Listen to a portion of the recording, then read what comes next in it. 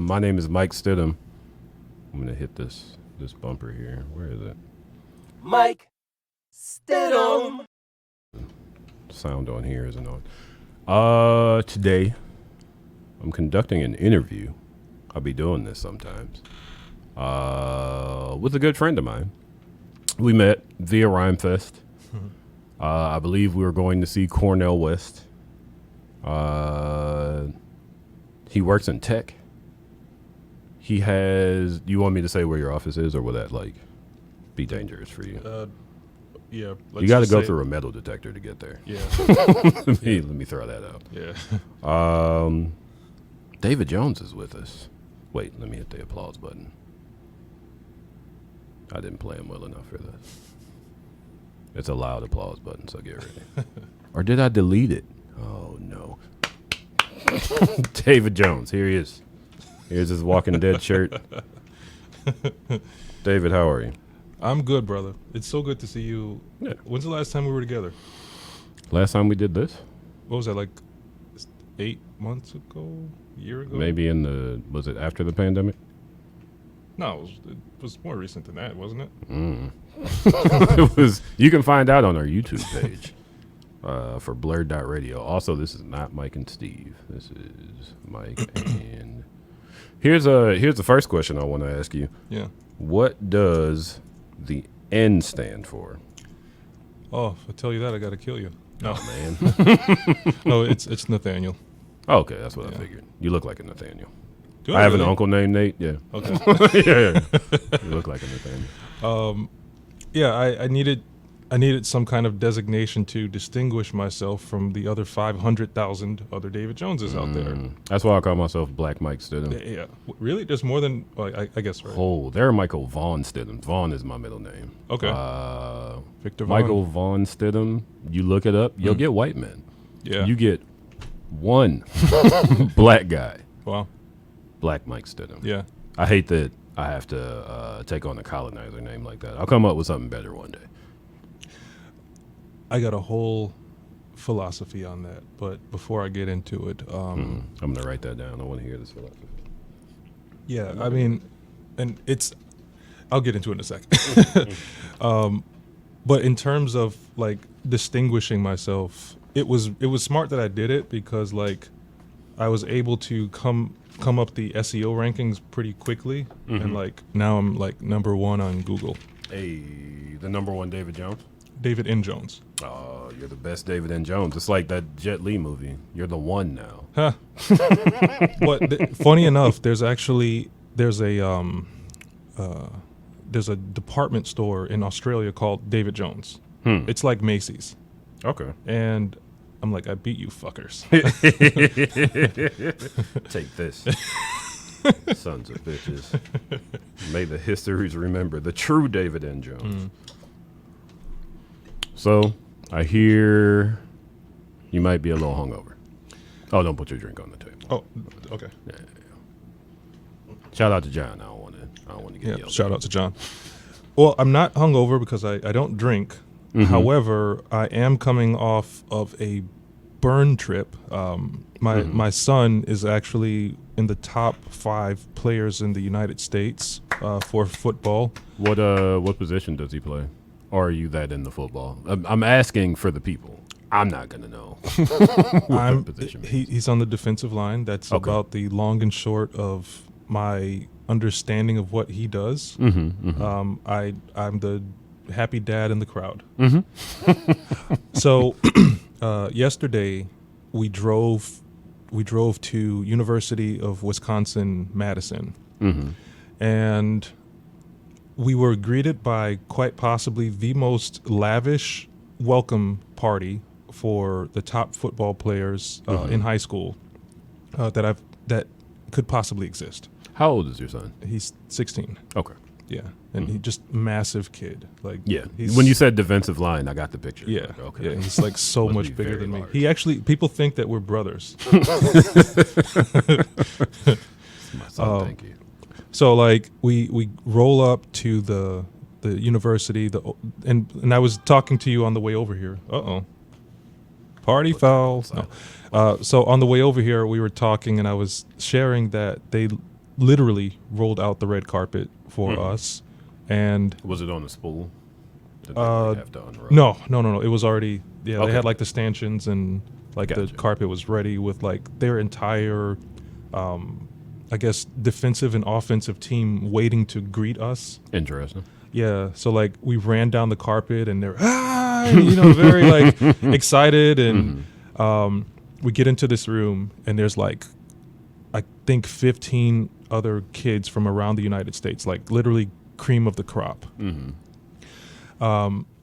And, they're giving us this whole kind of spiel on their program, and we got a chance to meet all of their coaches. And by the way, they have 20 coaches. That is a lot of coaching right there. Yeah, like it's insane. So they've invested like $350 million into this program. Jesus. And I think that's both like a compliment and a criticism. And, I'll kind of share my thoughts on that momentarily, but they proceeded to give us like a full-on tour and, and also... It's okay if you burp into the microphone. I don't want to be rude. I won't be offended. They gave us a tour, and then we were paired off with like different coaches. So we could meet, for instance, like the academic advisors. We could... We got a tour of this brand new facility. It's like a condo complex that the students would be staying in. Like if you're part of the Big Ten program, they treat you like a celebrity. Like one of the coaches, one of the supporting team members is a retired NFL player. And he was like, yeah, they have something called an NIL deal. You're familiar with those, right? What's an NIL deal? Yeah, I just learned about it. Like Niggas in Livingston. That's exactly. That's not what it is. It's basically like endorsement deals that that athletes can get paid. Yeah, I was gonna ask you that on the walk. Yeah, on the walk. So just nonchalantly, they're like, yeah, so you become part of this program, and you'll have access to sponsors that do these NIL deals, and you'll also be included in the next NCAA video games. Really? Yeah. Huh. So to me, I'm like, this is basically like a millionaire factory. Oh, absolutely. Like this is where you go to become super rich doing what you do. Even if you don't go to the NFL, you leave with a decent chunk of money. Oh, they were very adamant on saying, if you're not planning to go to the NFL, you don't belong here. Interesting. Yeah. That was like, that drove the point home to me. Interesting. Yeah, so like when we toured this facility, like for the apartment condo complex, whatever the difference is, I mean it was completely brand new. Like no one has lived in it whatsoever. I imagined that the price would be astronomical for all of the amenities that it had. And like when you and I went to college, we stayed in dorms. We stinky mold, like shared showers, all that. Mine was a refurbished Holiday Inn. There you go. Yeah. Pick you up when I say that. Good old Cleveland State. Yeah. But no, these kids literally are going to be treated like gods. Interesting. Yeah. They're building a brand new football stadium right now. And it's the best of the best. Interesting. Yeah. So for 15 kids. Yeah. Well, I mean, I think from what I understood, like the entire team roster is like 100 kids or 100 players, young men, which is pretty par the course for a sports program. I still have so much to learn. But anyway, so these new kids would come in and, they would have a million deals on the table. Like they would have access to these state-of-the-art like living facilities and program training quarters, like the best of equipment. Yeah, it was unbelievable. I've never seen anything like that. My son, he warned me. He's like, Dad, when you're coming with me on this trip, just be prepared. And I was trying to be prepared, but I was not prepared. That's funny. How did the other parents react to it? They were all blown away too. Yeah. But, it's funny because like my son, I think in the last 6 months, he's done 7 of these trips. He's been down to like Ole Miss. He's been to like University of Florida. I mean, quite a few. He's already received like 30 different offers. So in our family, by the way, he just beat my record. So he's received over $10 million in scholarship funding and so forth. Wow. Yeah. What was your record? 3. Nice. Yeah, and that was for music. Yeah. Wait, you did music? Did I know I went that? to Juilliard. You did tell me that. Yeah. What did you play at Juilliard? I was a clarinet performance major, but then I switched over to film score composition because there's just so many people out there that have been playing clarinet for like, I don't know, since they were 4, and I started when I was like 16. Yeah. So anyway, it was just an incredible program, and then after that, we hoofed it over to Milwaukee. And when we were in Milwaukee, I bought tickets to the Red Hot Chili Peppers concert. First non-rap single I ever bought was "The Other Side." Yes, by the Red Hot Chili dude. Peppers. Californication. It's a great song. I'm saying the album. Oh, I didn't hear the whole album, but I heard those 2 songs. It's until recently, it's been like my favorite album, like of all time, aside from Nevermind. And I guess what was that album that Wu-Tang did? I'm blanking right now on. Was it for the one with Cream on it? Yeah, Enter the 36 Chamber. Yeah, that one. Okay. Yeah. Now here's the thing. Then. Yeah. Let me throw out real quick. I don't have a Wu-Tang tattoo yet because I haven't found the right person Wu-Tang! to do it. Greatest rap group of all time. I was judging you just now. If you would have said Iron Flag, No. or the W, I'd have been like, oh yeah, this nigga. But yeah, the best album. Yeah. So my sons, they are not. I mean, they grew up with Red Hot Chili Peppers, Smashing Pumpkins, like good music. But they were not interested in going, so we were like driving over, and I'm like, look, you guys have basically 20 minutes to figure out what you want to do. Otherwise, I'm just going to leave you to your own devices outside of this park. So just by happenstance, we drove by a baseball stadium, and God bless the internet, they just like bought tickets, and I just dropped them off there, and that ate up a lot of time. So, like my friends and I, we went into the pavilion, and it was cool, man. Like the first group on Cypress Hill, really. What is this tour? Let me look this up. It was the Harley Davidson something or other.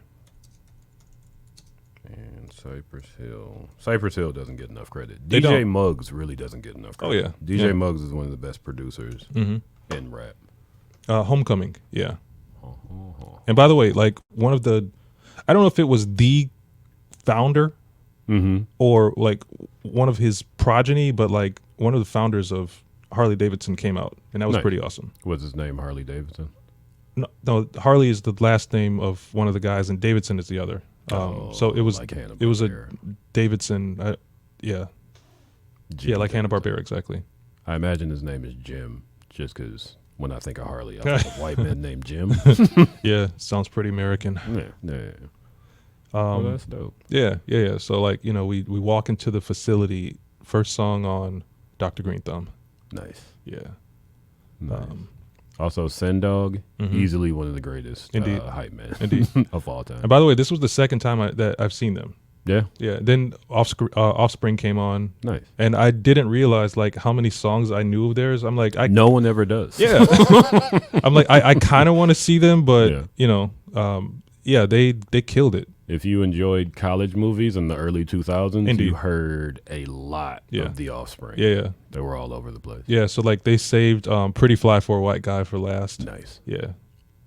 And then Chili Peppers came on.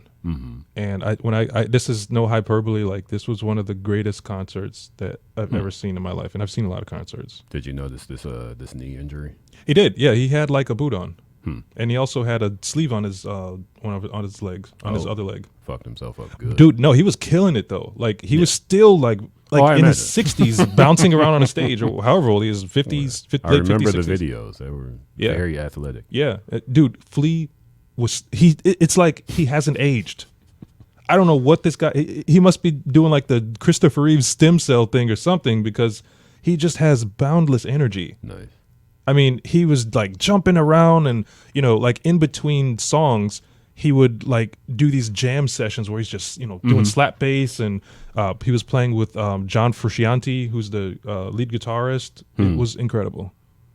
Shout out to David for pronouncing that word. I wouldn't have tried.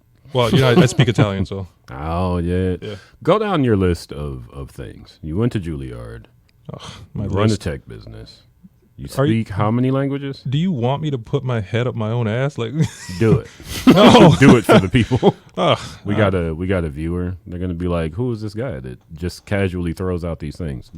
Go down your repertoire list. It's long. I mean, I do things that I'm passionate about. Like, I'm really heavy into linguistics. I love travel. How many countries have you been to? 75. And by the way, I got a trip coming up in 2 weeks. Going where? So I will be going to Madrid and then backpacking down in Morocco. Nice. With my.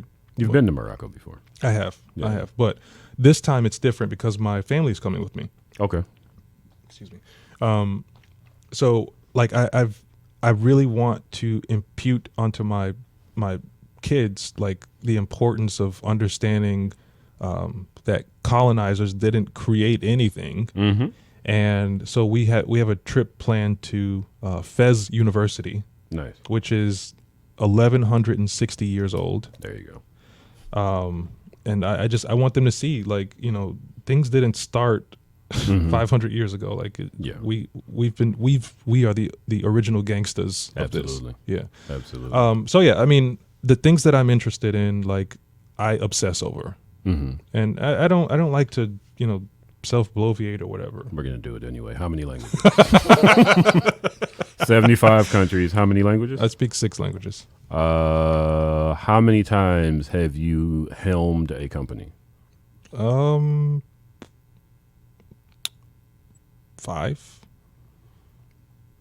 Let me see here if I can ask this and not. What is the?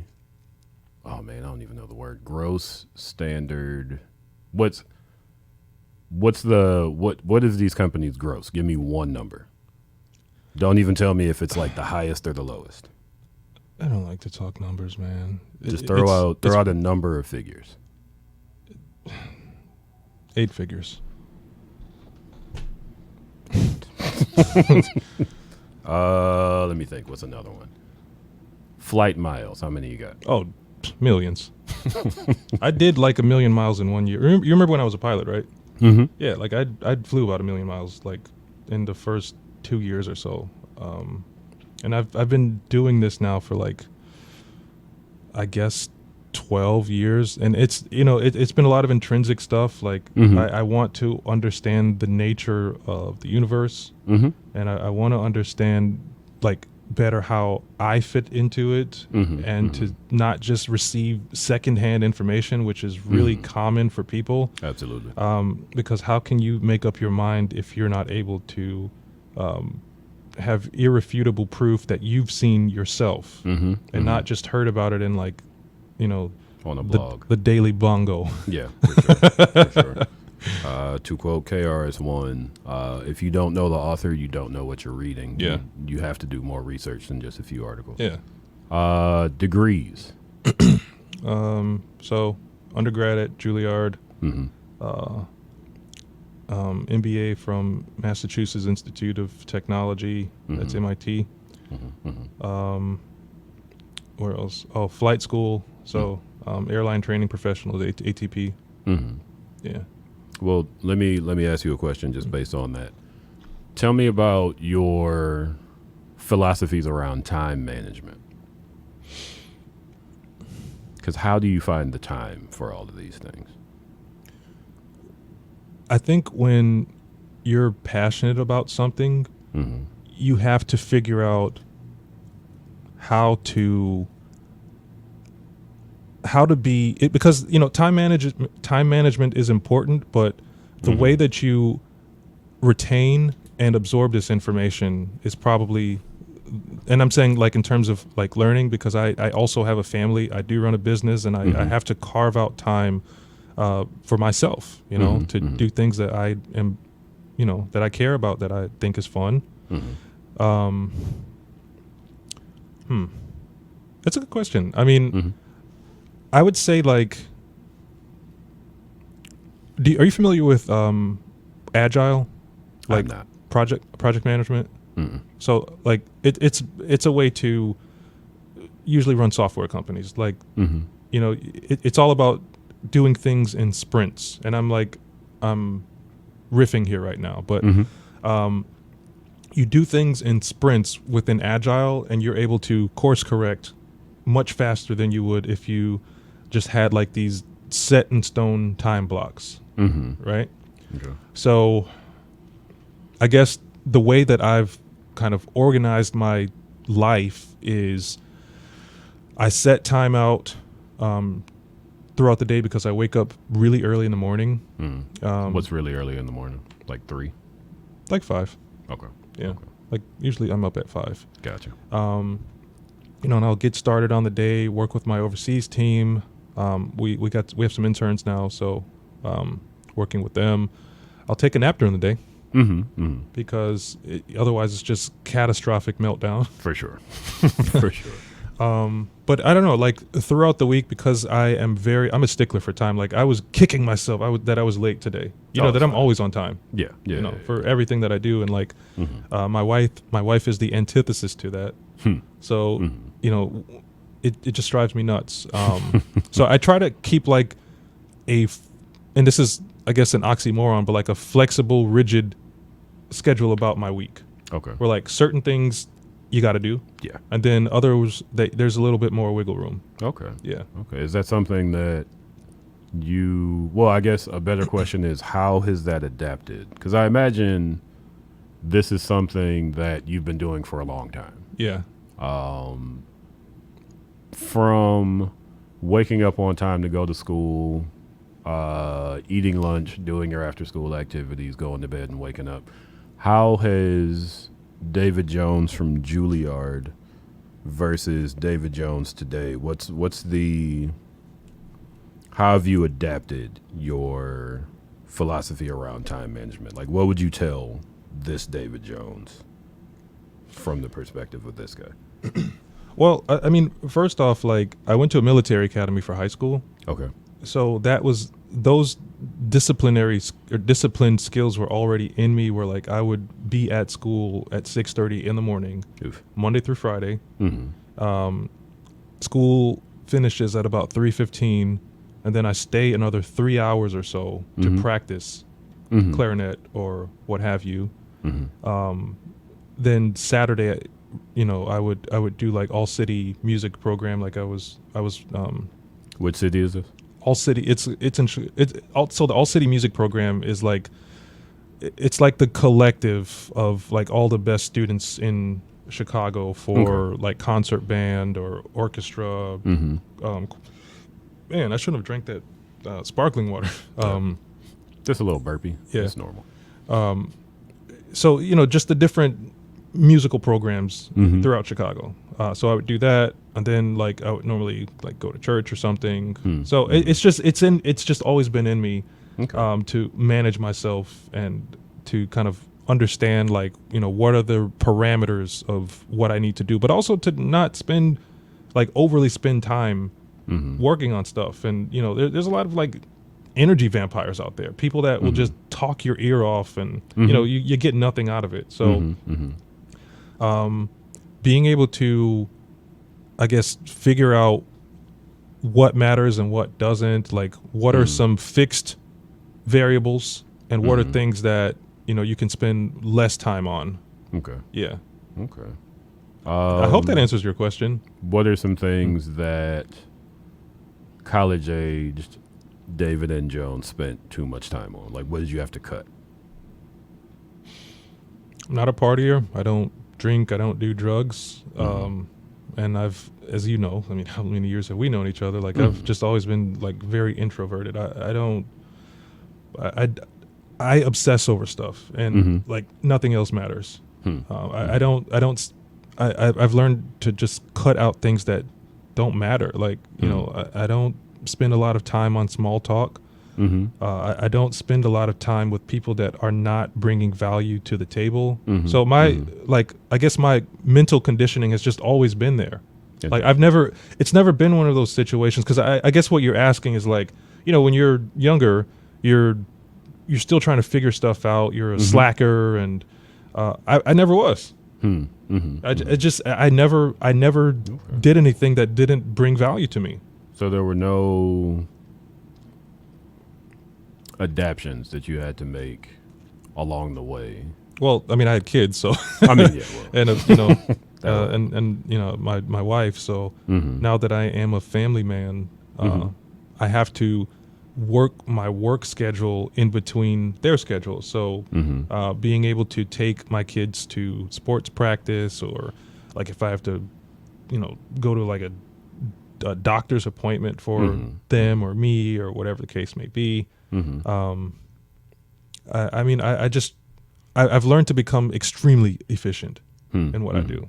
Okay. So, like the things that, just to give you an example, like I was explaining that we're working on this internship program right now with 4 universities. We're working on this really cool project. I'm getting ready to launch a piece of software that will function like Robinhood. Are you familiar with Robinhood? The stock trading platform? Only by name. Okay. So Robinhood it's meant to be like, it's a public platform where anyone can go and trade stocks without there being like brokers or anything like that. Okay. We're doing the exact same thing for carbon credits. Okay. What is a carbon credit? A carbon credit is a federal incentive program that works with green projects. So a carbon credit could be applied to, say, like if you buy an electric vehicle, if you install solar panels on your house, if like you do a reforestation project where you plant, you take an empty plot of land and plant trees on it, right? Anything that removes greenhouse gases from the atmosphere usually applies for a carbon credit. Okay. And I mean, it's an infinite amount of things. I just gave like a few examples, but most people don't know what it is. And you're, I guess, point in case, right? I mean, I understandably. It's my first time hearing of this. Really? Yeah. Okay. Never heard the words carbon and credit next to each other. Yeah. I mean, we have to not suffocate from smog. And that would be nice. Yeah. So the governments around the world, and some are more adamant and more involved than others. Like I was in Canada, you know, and I was talking with a nice woman, and the Canadian government, they actually fully incentivize that sector of business. But anyway, not to get too far off what I was saying. So in terms of the project that we're creating, we're working on a piece of software that will allow the average consumer to buy, sell, and support carbon credits with a click of a button. Okay. And it'll all be trackable through what's called IoT. So we install sensors in each project that we commission.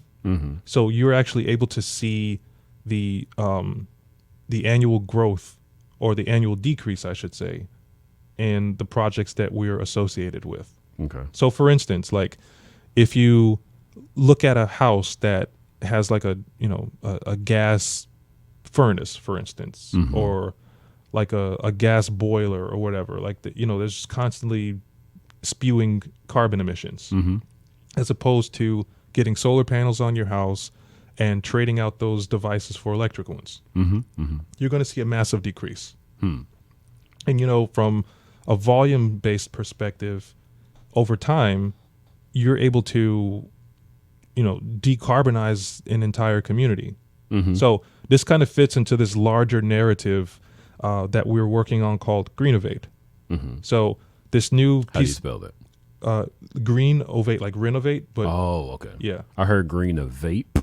And I was like, that didn't sound like Yeah, the same definitely. thing. I guess I have to open my mouth to ta ti ti ta ta. There you go. But no, this software, it will serve as like a tertiary layer to measure the outputs and kind of data sets that we're pulling from each of these projects, because we're building this not just for us, but it's obviously going to be a global platform. So anyway, to kind of bring the point home of what I was saying, like our students right now, they're building out what's called a linear regression model, which is like an AI algorithm that does things like stabilizes the market, as well as it works as a predictor, so you can understand like what's going to happen year over year, like, and then that's how you assign prices to these carbon credits, because right now it's all just like estimations. You get what I'm saying? Okay. So, you know, I spend a little bit of time on that takes up probably like, you know, it's like 2% brain cycles for me. We have some new Explain that 2% brain cycle. 2% of your brain of cycle? my brain cycles. Okay. Yeah. You know, then I have, Explain the brain cycle real fast. well, a brain cycle is just the amount of, I guess, mental bandwidth that I spend working on this stuff. Why'd you choose brain cycles, the word? That's just that's what they're called. Like a cycle is just the amount of power that is required to do something. Okay. Yeah. So not like a clock. Like you're not, there's this much time and then this much time and then this much time. I'm trying to, when you said brain cycles, you know, I'm an artist, I'm a visual guy. Sure. So I'm picturing how these gears kind of run together. Well, I mean, from a mechanical perspective, like a cycle, for instance, if you have like a power bank, right? Like that's battery based. So a battery can only work for X amount of cycles before it's depleted. Like you can charge it up to 100%, and eventually, like you've had phones, and you know, like over time, it just won't charge that much anymore. For sure. Or it won't retain that charge. So a cycle is just the scientific designator for, like, I guess, like how much energy is required or to complete these functions. So you can also relate it to like computer science. Okay. So yeah, I mean, if you'd like, you could say like a clock, right? How the percentage of time that it takes for a clock to go around is the total amount of processing power, or and going back to like time management that is available for that person and for that day. Gotcha. Thank you for breaking that down. Yeah, for sure. That didn't take you too far away from what you were saying, did it? No. Okay. So I just want to point out real quick, this is how your brain works when you haven't done drugs. So I mean, it's, you know, during the day, like I deal with these things. Like we're working on a number of overseas projects right now. I'm also getting ready to launch a few new products, and you know, each of these things takes up X amount of like brain cycles per day. You remember like the youth summit that I invited you to? Yeah. So like that was a lot because you know, and I hate to say it, but you know, sometimes just people aren't very reliable. So Yeah. ultimately, you said some people.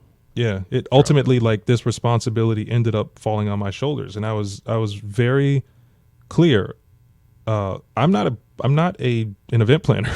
I'm an engineer, and people, you know, they have their own stuff that they're dealing with, their own motivations, and oftentimes it's, you know, selfish. Yeah. So, and I ended up having to create this entire project, and fortunately, it was a massive success. Yeah. You know, we worked hand in hand with the Museum of Science and Industry and a bunch of other like stakeholders, and you know, that took up a lot of brain cycles because I have, you know, I'm trying to juggle all this other stuff on top of having meetings with people to get them to bring their kids to these things, you know, and yeah. So hopefully that makes sense. Yeah. Yeah. So you know, my I don't have a regimented schedule. Like, you know, every single day my day is different. Okay. Yeah, So it's and not like wake up, Drink coffee. Grab a brush and put a little makeup.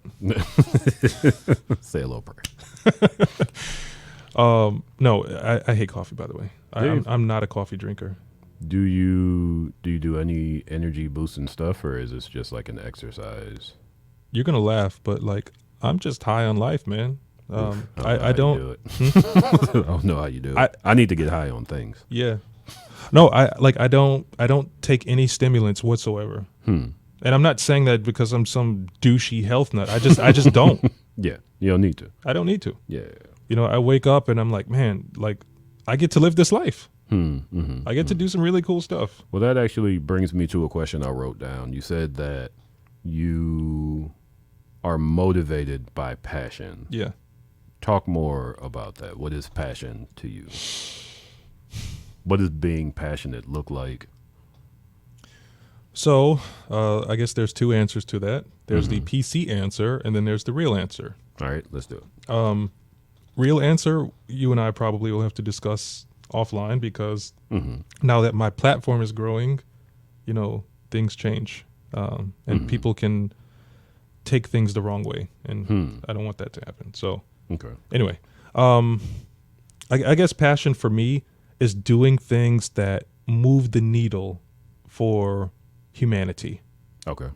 And what I mean by that is you've probably noticed like a few indicators in the things that I involve myself in. You know, I'm in now I'm in vertical farming. I'm in renewable energy.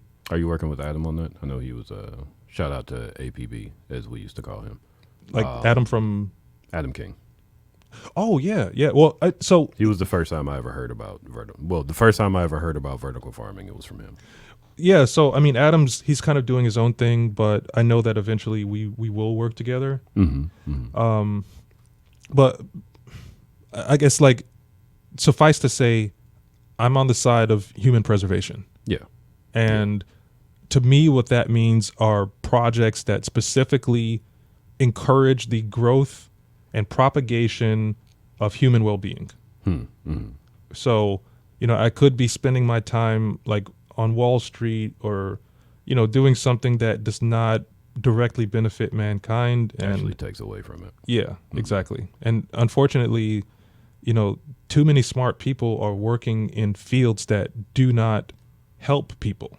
Like, and just to get back to what we were saying about like the whole football program, I mean, dude, can you imagine what the world would be like if people invested $350 million in things that matter? Yeah. And I'm not saying that to disparage the sports community. We'd be fine without it. Yeah. But like, if for instance, you had a you know, whatever the number is, like that specifically had state-of-the-art equipment to say, hey, you know, kid, you're 11 years old.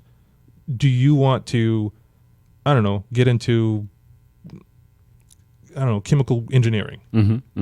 But it doesn't exist. Yeah. You know, or Yeah. for people who are established like me, you know, unfortunately, a lot of decision makers just aren't very smart. You know, they listen, and then they listen to people who aren't very smart, who don't know what they're talking about. And it makes it difficult for me to progress. For sure. So, you know, you have like an Elon Musk who has a cajillion dollars at his disposal and he can go directly to the White House. And, you know, I don't have that. Everything that I've done has been bootstrapped. I've never received $1 from anybody, you know. You know, granted, there are partner programs that we work with for different things, but like, I've never had anybody just write me a check like, hey, I see that you're doing this. Yeah. And I want to make sure that you can do this better. Yeah. Never happened. Always had to make it happen for yourself. Yeah. So in terms of passion, like I feel as though for me, like I want to, and maybe this is even selfish, right? Like I want to do things that make people's quality of life drastically different than what they are right now. And, you know, just as kind of point in case, we're working on an amazing project. I also have a few notes. We're working on this amazing project in a country called East Timor. You familiar? Sounds familiar. Um, But no, I went to public school. They don't teach us geography. When it comes to geography questions, I'm like, oh, you mean like the 50 states? That's what we were taught. Wakanda? No, East Timor is a country in Southeast Asia, like right above Australia.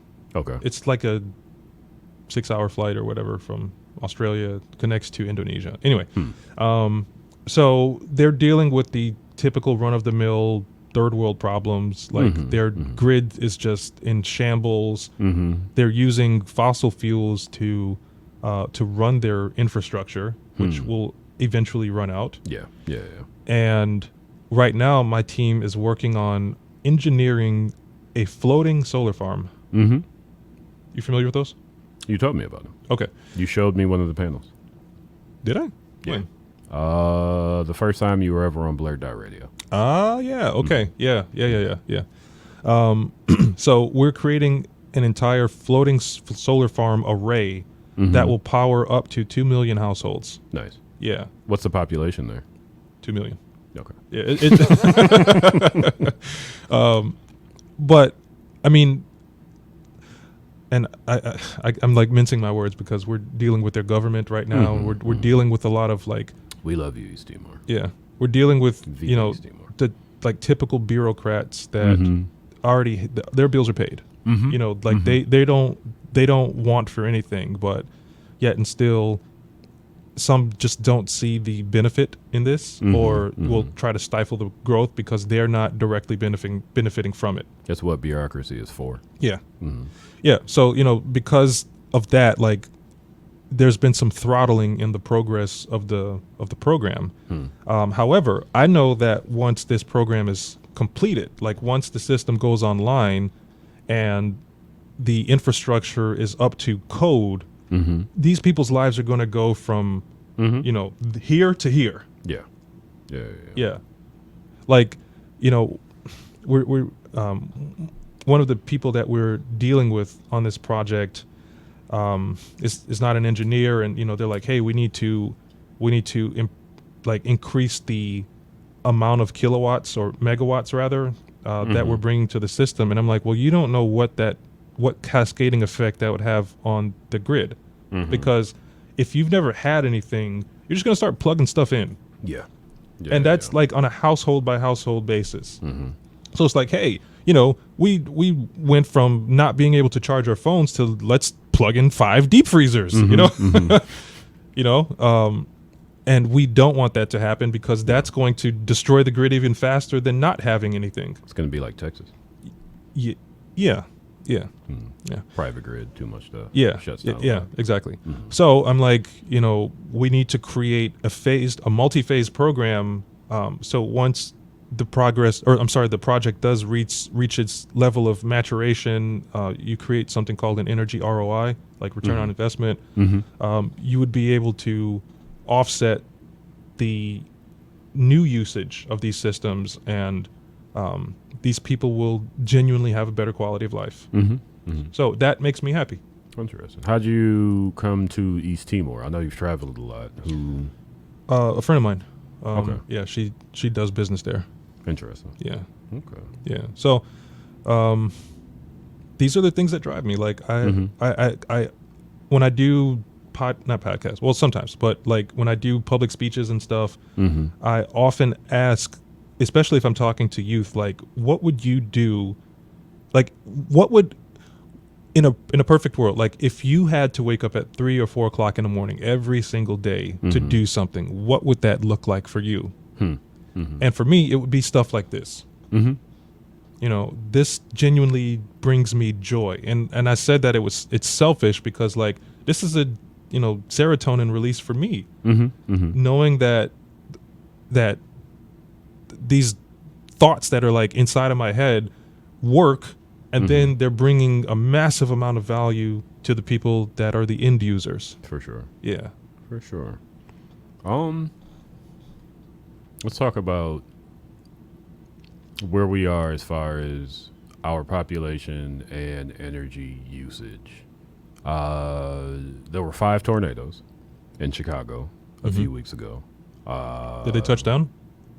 I don't remember, but I know there was a lot of damage. Like even in Nikki's neighborhood, there were tree branches all over the ground. Climate change Yeah. seems to be present. You know, Captain Planet told us about it. We didn't listen. The power is yours.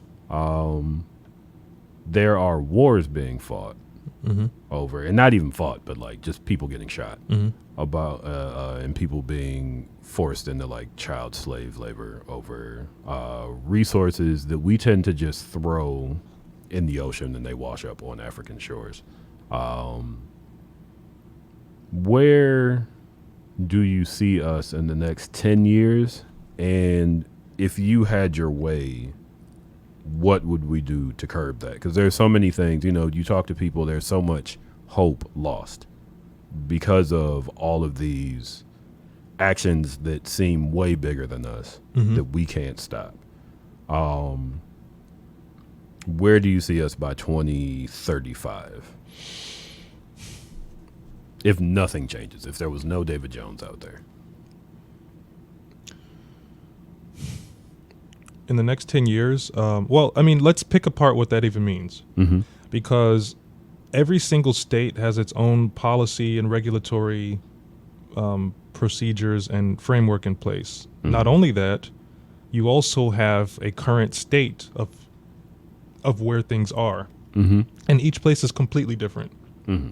Illinois as a whole is heads and shoulders above many of the other states in the 50 contiguous states. Not to get terribly specific, I know that J.D. Pritzker isn't perfect, but I've seen him pass some stuff that I was like, damn, I didn't think that he would even be interested in doing that.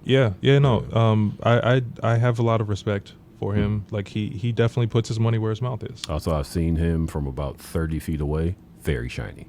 Really? He has very shiny skin. I was surprised.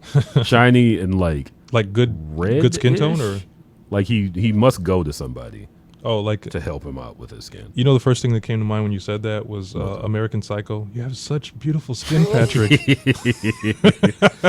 Also, that book, oof. Yeah. Oof. Don't let your kids read that. Yeah, definitely not. Way worse than the movie. So I mean, to answer your question, it's kind of difficult as a nation, because we're all, like you just said, right? There were a number of blackouts. There were a number of, things that, like, property damage that occurred just in Illinois. But obviously those were all isolated incidents. In my neighborhood, for the first time, we had a blackout, and it was, it almost felt like a first world problem, because like I was talking with my daughter, and she's like, so this is what a blackout is. And it only lasted for, I don't know, 4 hours or whatever. But however, on the south side, some of my friends were they were on social media, and they're just like, hey, it's been an entire week and I still don't have power. So you see what I'm saying? Like it's kind of hard to gauge where we're going to be at, because like just in the Chicagoland area, we are in completely different dynamics of condition and state.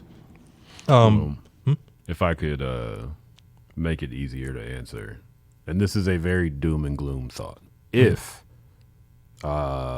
certain pundits are correct and America slides into basically everywhere being the south side of Chicago, everywhere being rural Mississippi. Let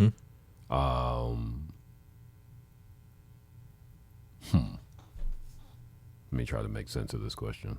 It's hard to do without music, because now I just hear myself. I mean, if you want to turn some on, it's fine. Oh no, it's cool. It's we've gotten this far without it. I guess what I'm really asking is, what can we hope for in today's political / energy climate? We're still using fossil fuels. We're still killing people for fossil fuels. Yeah. It seems like that killing is exacerbated because we're running out of fossil fuels. The alternative is green energy, but from what I hear, the production of a lot of that green energy is causing strife around the world. You've invented floating solar farms and ways to transfer energy from one place to the other. It seems like you have, and I say seems like lightly, and expertise on how to repair, at least as far as products go, the damage. How important is it that we listen to the David Joneses of the world just based on what you read? Because this is in my timeline. This is what I read. Yeah. What do I know?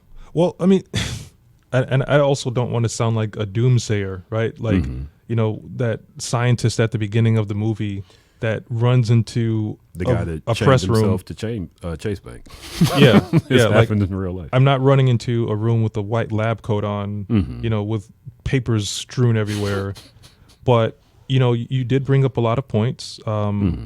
There is a lack of accountability in the supply chain for renewable energy products.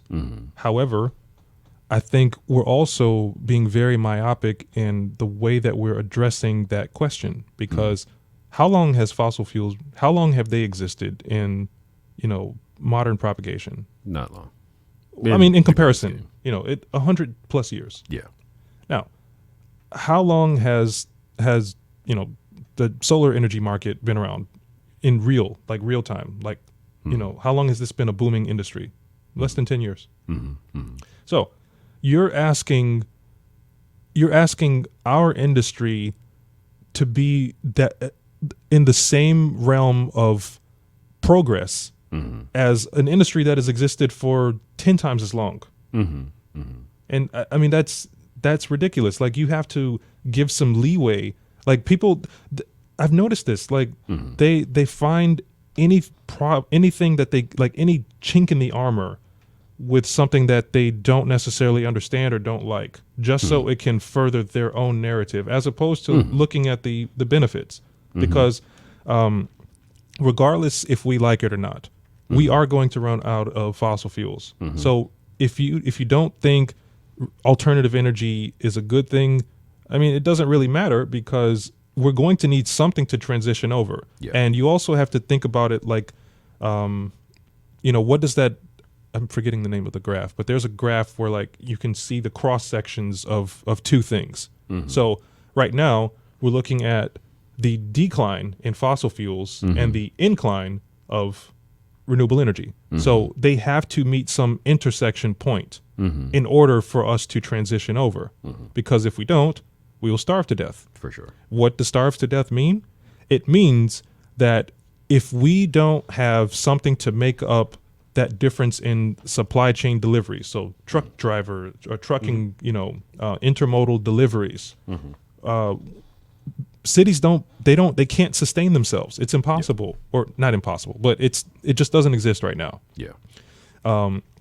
So we have to start working on that to counteract what could be. So to answer your question, there's a number of things that we can do to begin to transition, and also to make, like, to prepare ourselves for the next decade. And as I said, we already have an initiative for that. This initiative, Greenovate, that I was just talking about, it's the full maturation of this product is supposed to happen by 2034. Okay. But in the meantime, let me hold on. I got some notes too. So in the meantime, we are currently working on this new subsidiary of Lumina called ConnectVolt. And ConnectVolt, it brings power on demand services. Like, this is what we've done anyway, but now this is more physical. So just to give an example, did you see what we've been doing in terms of retrofitting large vehicles? Oh, you're gonna love this. Okay. All right. So we've recently just had our first proof of concept come online. It's a solar powered ice cream truck. Oh yeah, I did see that. Okay. But what that means, like, people think of it as just some kind of novelty one-off, but it's not. Yeah. And I'm actually glad they think that, because we've had the leg up to do what we needed to do with little to no interference. So think about it this way. If we were able to retrofit existing fleets of large vehicles, call them 40-foot tractor trailers. Mm-hmm.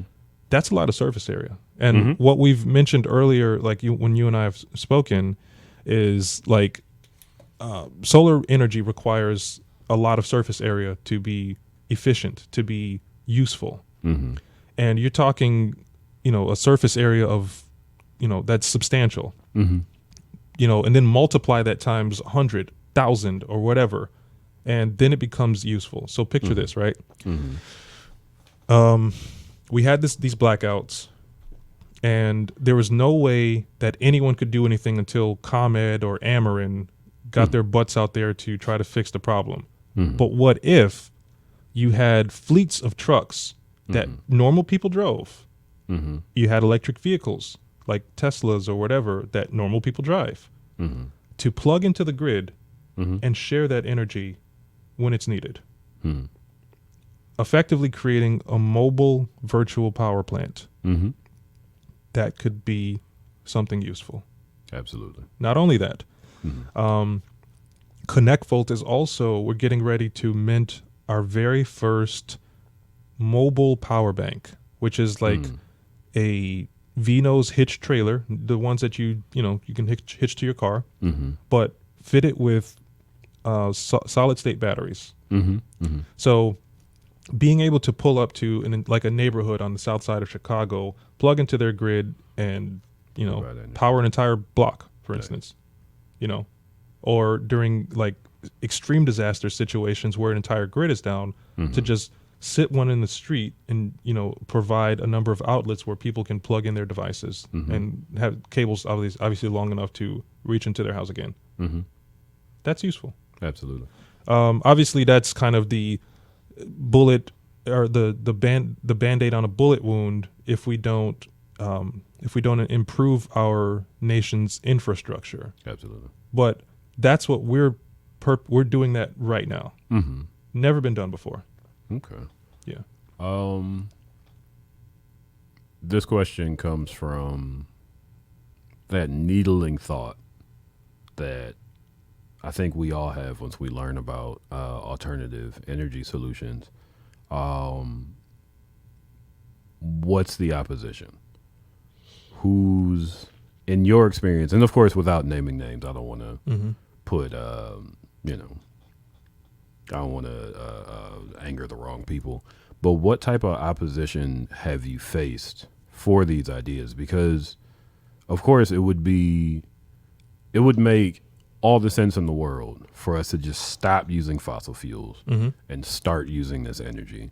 But in the 40 years I've been alive, people have been trying to do that to no avail. And the regular on the ground, looking up at the situation is wondering why these things haven't come to pass yet. So as somebody who's in the arena, what sort of opposition, what sort of blockages, what sort of bureaucratic, give us a call Monday, he's not in stuff have you dealt with? You'd be surprised. My biggest opposition has not come from oil lobbyists. It hasn't even come from politicians because realistically, there's not much that they can do anyway. I mean, of course they can block certain things, but this is the era of renewable energy. So the whole world is like, we need this, we want this, and the tide is moving in that direction. I don't mind pissing a few people off. So I worked with this organization very briefly called Elevate in Chicago. And I know what you're going to say, and we can talk about that as well. But it's full of diversity hires that have never touched a solar panel. And as I said before, a lot of these organizations, and by the way, this is like a nonprofit org. They're run by incompetent people that if you don't even know how a solar panel works. I worked with this program called Energy Solar for All, or Energy. Wait, what was it called? Solar for All, something like. I'm blanking on the name right now. But anyway, you have something called greenwashing, which is where an organization will pretend to make a difference. You know, they'll pretend like, oh, you know, we need to save the world, or, you know, let's put solar panels on poor people's houses is what they wanted to do. And I'm like, well, these are the things you need to do in order to make that scalable. Yeah. And it would just fall on deaf ears. And these people are getting like hundreds of millions of dollars in funding, and they're not doing anything with it. Like when I started working with them, I asked them, I'm like, how long has this program been in existence? And they were like, well, it's been about, you know, 5-6 years or whatever. How many projects have you successfully completed? How many, if you had to guess, how many would you say? I'm going to go for the extreme and say 0. 6. In 5 years. And I'm saying, like, they had a budget when I was there of like $35 million for Chicago. 6. So, the fact that they don't listen to an actual subject matter expert, you know, or to take into account like the things that I could have brought to the table, and they're so hell bent on defining their desks. I forget who said it. It was a funny joke, like in the music industry. I think it was Bill Burr. He made a joke, and he's like, you know, you have these executives that they don't really do anything. You know, they're the vice president or whatever, and they just need to look like they're doing something to justify them being at the company, and their bloated salaries. They're the biggest problems. Why do you think? Because of course, the type of thinker that I am, I'm always looking for, for lack of a better word, the conspiracy. Why do you think it is that so much money is being funneled into these people? Because in when I hear what you just said, I think that there are times where people are intentionally stifling progress. And it sounds like by putting a bunch of money into a company that says they're doing something, because somebody has to know at some level they're not doing shit over there. Are they collecting money from donations? Are they collecting money from grants? Who's granting them this money? And is it just to keep up appearances and actually stifle progress? Or is it just that these people don't know that these folks aren't doing anything? Well, I did not have the privilege of being on the top level. Like I was basically, you know, brought on as like a middle manager or whatever. But it appeared to me as though this was just a song and dance of dumb people talking to dumb people. So, you know, they would get grants from like these huge organizations, you know, that are offering them $20 million like per grant or whatever. And it could be that, like I said, I believe it is greenwashing. I believe that it's just, it's to put up appearances. You know, it's to posture like, you know, you are making a difference in the world, when in actuality, you are the biggest hindrance. Yeah. You know, so you have organizations like that. You have other types of solar companies that are purely in it for profit, with no real rhyme or reason behind like how they're going to make a true impact. Like they're specifically just trying to get installs, as opposed to being methodical. Like, you know, which areas need to be targeted, which organizations should be invested into, and how can we work with RTOs or regional transmission operators to ensure that they have what they need in order to make this a holistic approach. So at least in my experience, that's what, you know, the inherent problem is.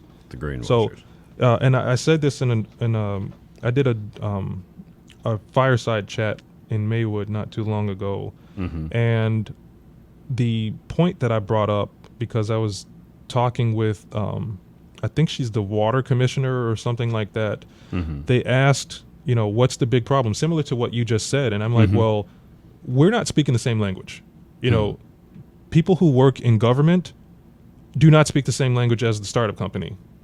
And the people who, like, you know, like a Illinois Solar for All, that's the name of the company, or the name of the project, you know, they have learned how to speak the language. Okay. And so there's this inherent disconnect where they're the ones that are out there. They're the ones that look like they're doing something, and they can provide fake data Yeah. from Salesforce that they don't even know how to use Yeah. Yeah. to justify that. Yeah. It's funny. I actually had a conversation with my Uber driver on the way here about the political language being so business driven. Yeah. If you can speak business, Mhm. then you can get in the way Yeah. of the people who, and not to say that you can't speak business, but the people who are better engineers than they are speakers. Well, oftentimes what you'll see is like, it'll be some person who doesn't look like us, Mm-hmm. that just happens to have a lot of connections. Mm-hmm. And these may have been accrued over time or whatever the case may be. So they're able to get into the room. They have a seat at the table. Mm-hmm. And people who are making an actual difference or trying to, like me, don't. So many industries suffer from that. Yeah.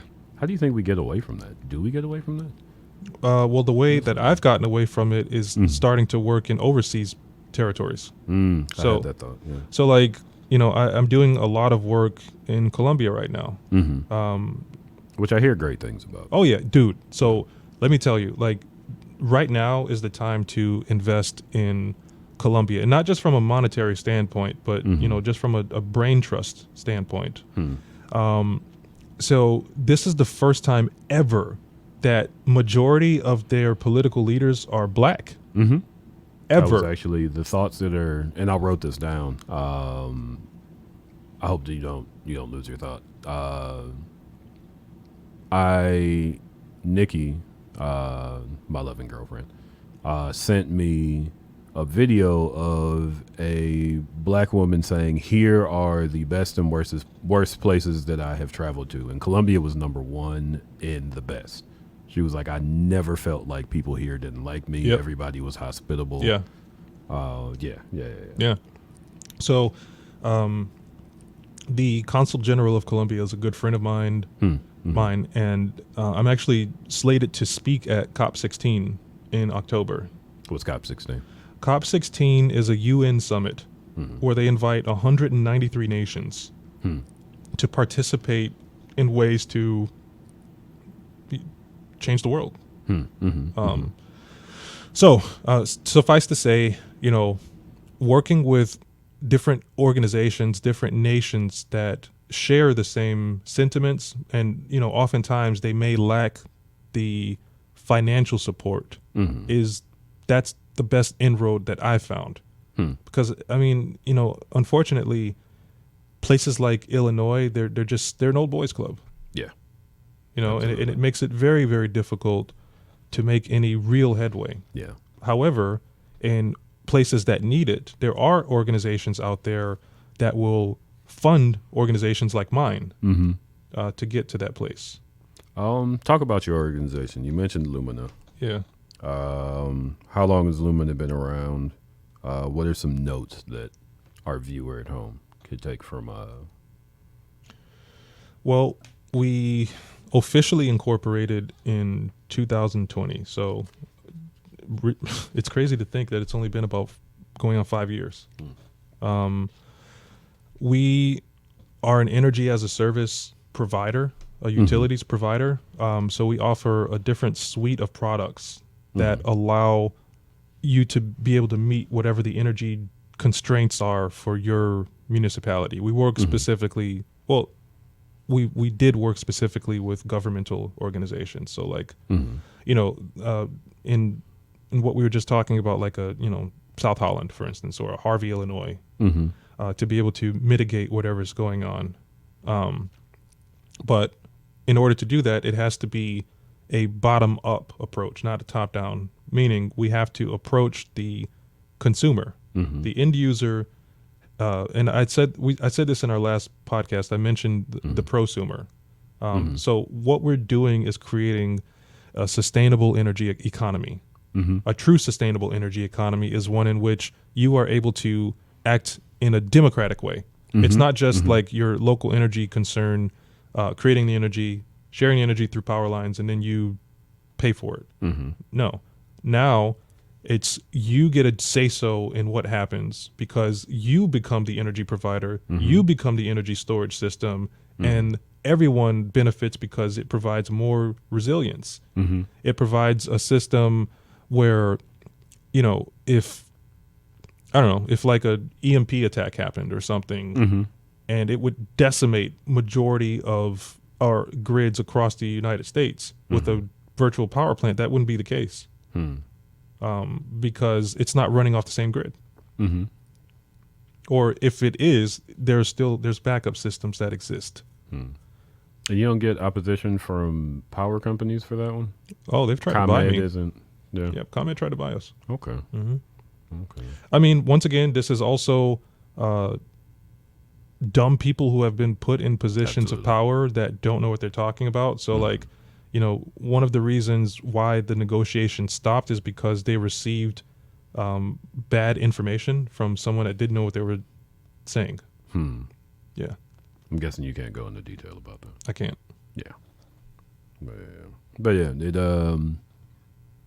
it definitely seems like something that someone making money off of it would try to stop you from doing. That seems par for the course, unfortunately. But think about it this way, right? So we're not in direct competition with anyone. If anything, we can act as a primary energy provider, or we can act as a supplementary energy provider.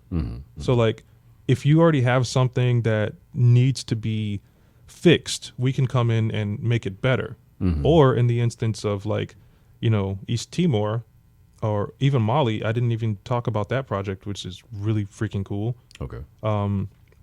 We can go in and establish a full-on electrification grid.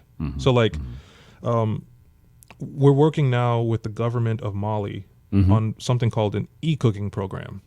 Okay. So an e-cooking program is specifically designed for people in rural communities to stop using fossil fuels, and I guess charcoal falls into that realm, but also like firewood for cooking.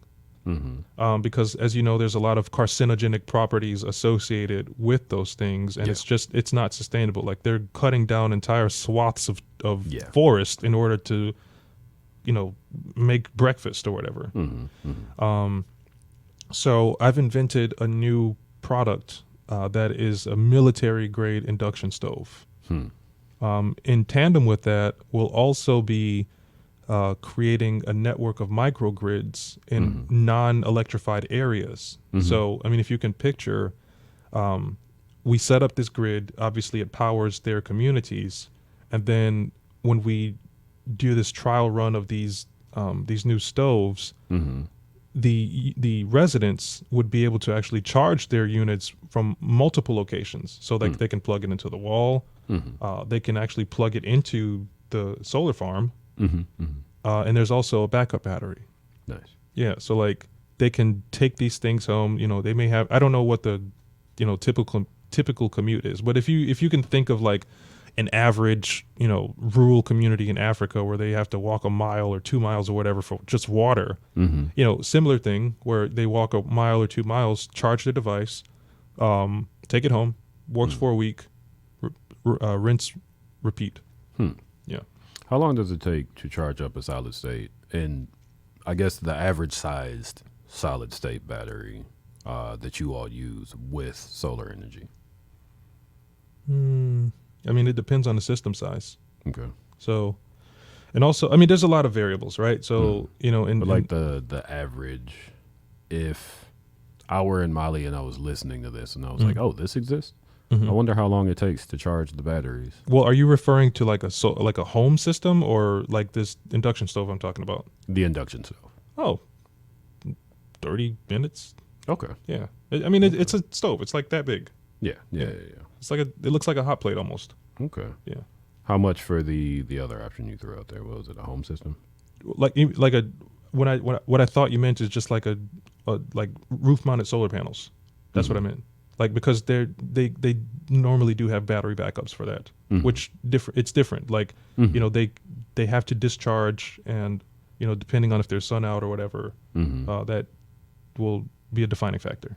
Okay. Oh no, I had a subject. Oh, Akon City. So I'm sorry, I don't mean to you- laugh so uproariously. I hear you talking about working with Africa Yeah. and Akon, Mm-hmm. the guy that made Locked Up and many other Up. multi-cajillion record-selling songs, Mm-hmm. playing the city. Yep. That city ain't work out. No. What is David Jones's percent? Because you sent me an article about it. I had already heard about it. I didn't hear the details. I heard they just built one little monument. Mm-hmm. Assuming that he did intend to build the city Mm-hmm. and did not intend to just take the funding for it and run off. What do you know enough about this to talk about it? First Yeah. off, Yeah. what would you have done different? Well, I'm already working on that. If you recall Project Candor, so we're doing this from a fractional approach. And what's more, and you and I, we discussed this before, in order to get to this place where they could have enough funding, they worked with like the Chinese government, It was a criticism of Akon City for Yeah. sure. Yeah. which I think was an absolute mistake because this is just further propagating their imperialism. I would have self-funded as much as I possibly could. I mean, the real estate, like how much could it possibly be for, how big was the surface? I mean, the square miles, it was like what, 2 or 3 miles or whatever? Let's look it up. Yeah, let's do that. Akon City. I love that there's a Wikipedia article. Is this a Wikipedia article? Yeah. It is.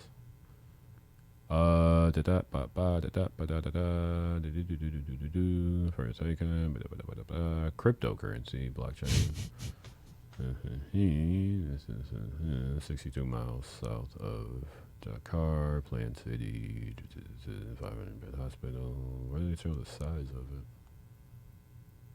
Come on. Design, yada yada. Either way, I don't think it was like the area was not very big. Yeah, I'm not saying in my quick So Scan the point that I'm making is this would have been a great opportunity for this unified Africa program to take place. The money exists. okay. And the fact that you had to outsource it, I think that was the first nail in the coffin. Sure. Because if you're getting this money from China, guaranteed, they know you're going to default on it. Yeah. That's why And they gave they're it to going to you. own it. That's why they gave it to you. Yeah, that's what why they they're gave it to doing you. in Africa. Yeah, exactly. So the first thing I would have done is self-funded as much as possible, even if that meant just building out a block. Like start small. Have a succinct plan. This is what I want to do. This is how it's going to generate revenue. This is what's going to drive people, and that's going to create the economy. You're going about this a completely wrong way. What I wouldn't have done that.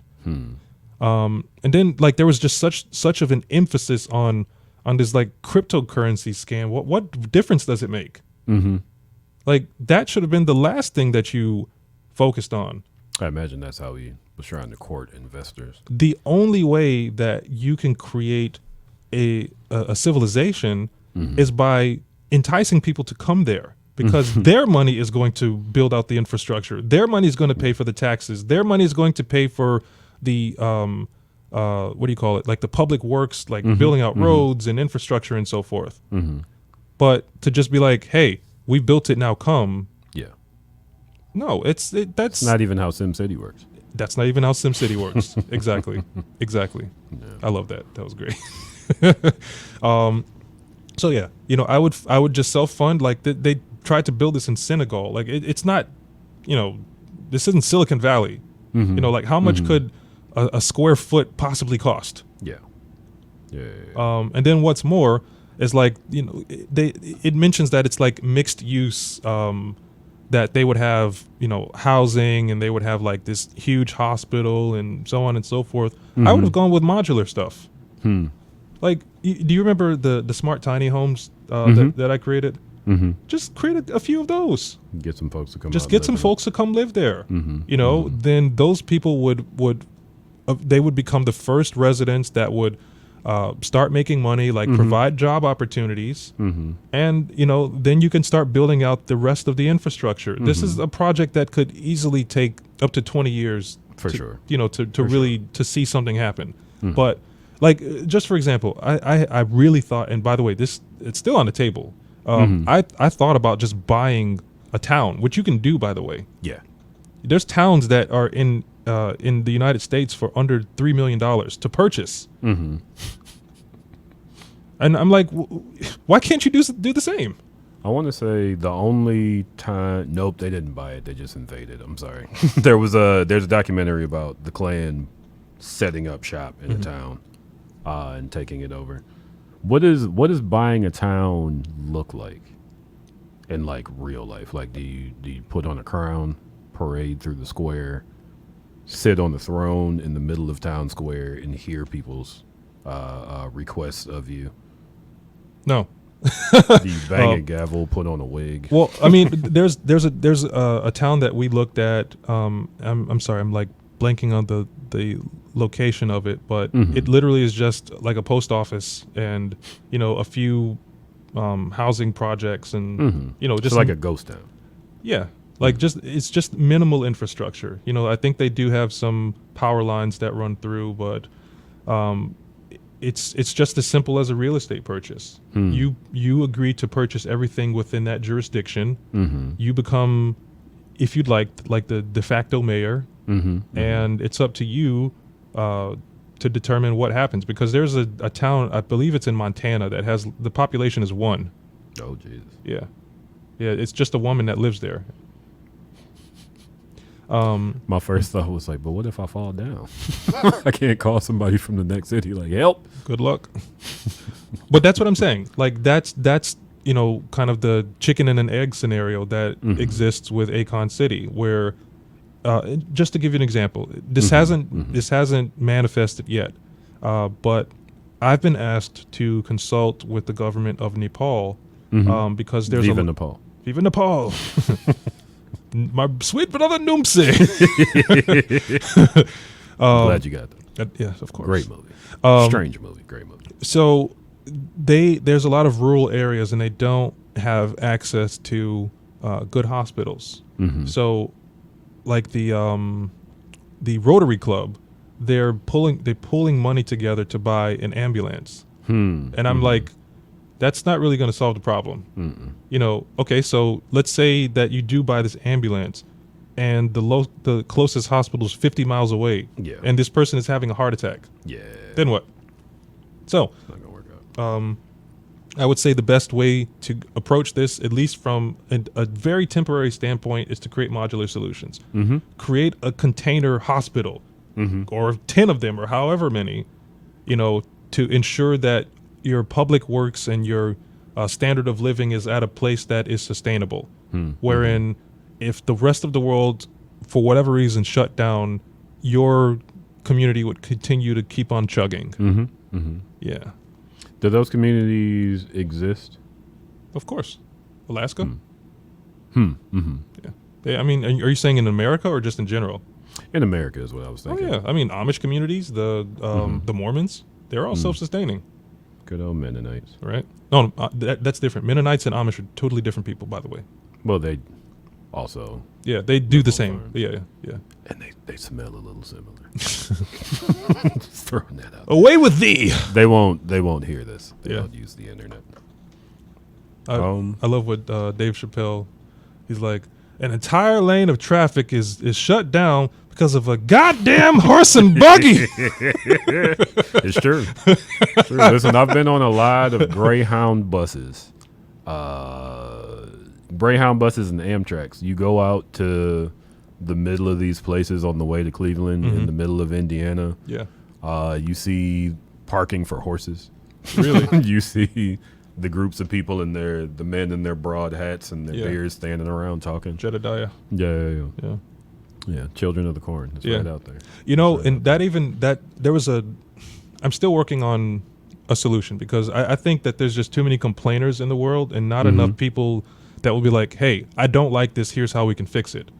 So without doing that, I'll just share what I've been working on. And you've probably seen, and not to get too deep into, I guess we already have been talking about politics, but, it seems like because of this presidential race, like people are kind of getting up in arms. There's a lot of inflammatory rhetoric. And as I mentioned earlier about, receiving secondhand information, which is incredibly detrimental. For sure. Where was I going with this? We were talking about Mennonites. Yeah. Okay. All right. Thank you. So the black community, and like specifically, we're like, we're trying to figure out what we're going to do, but this is not a concerted front. Yeah. At all. Yeah, we're very splintered. Yeah. So real quick, to quote Amanda Seals, we came over here splintered. Yeah. But that we're not all from the same parts of Africa. But just keep in mind that a splinter is a part of a bigger piece of wood. True. So the point that I'm trying to make with this is you have these like fractional communities, and you never hear them talking like the Amish or the Mennonites or like the Ashkenazi Jews. They're going to be cool no matter what. So to me, like, and this relates back to what you were saying earlier about Akon City.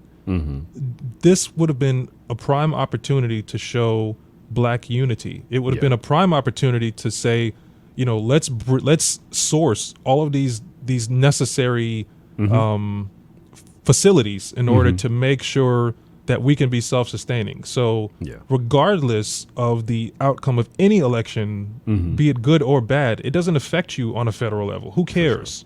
For sure. Who cares? Yeah.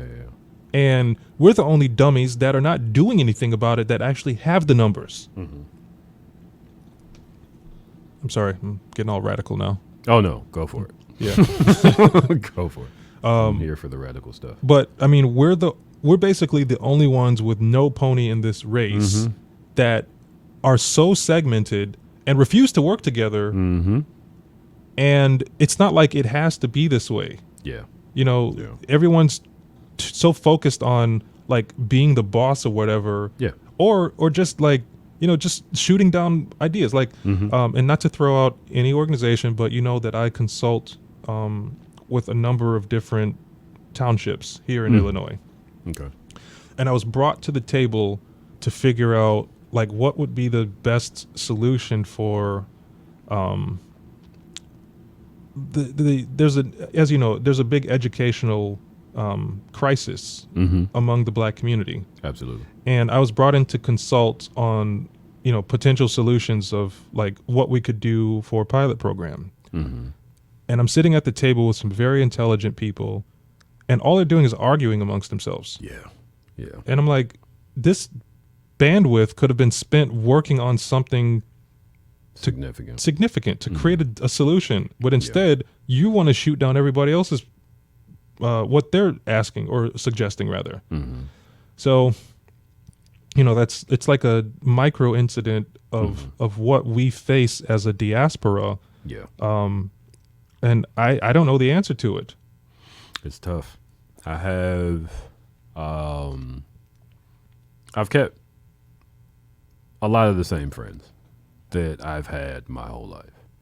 And what I've noticed from moving from where I was born and raised is a lot of people don't move on from their teenage years and from their younger experiences. Sure.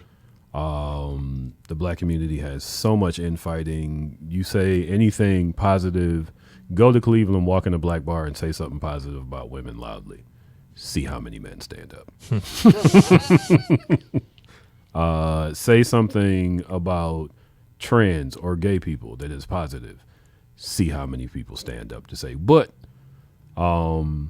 we are in a situation where we need all of us. And I personally think that we are far too distracted to come together. I think that we would all have to close our laptops, put our phones down, and spend about a year talking, because there's so much systematic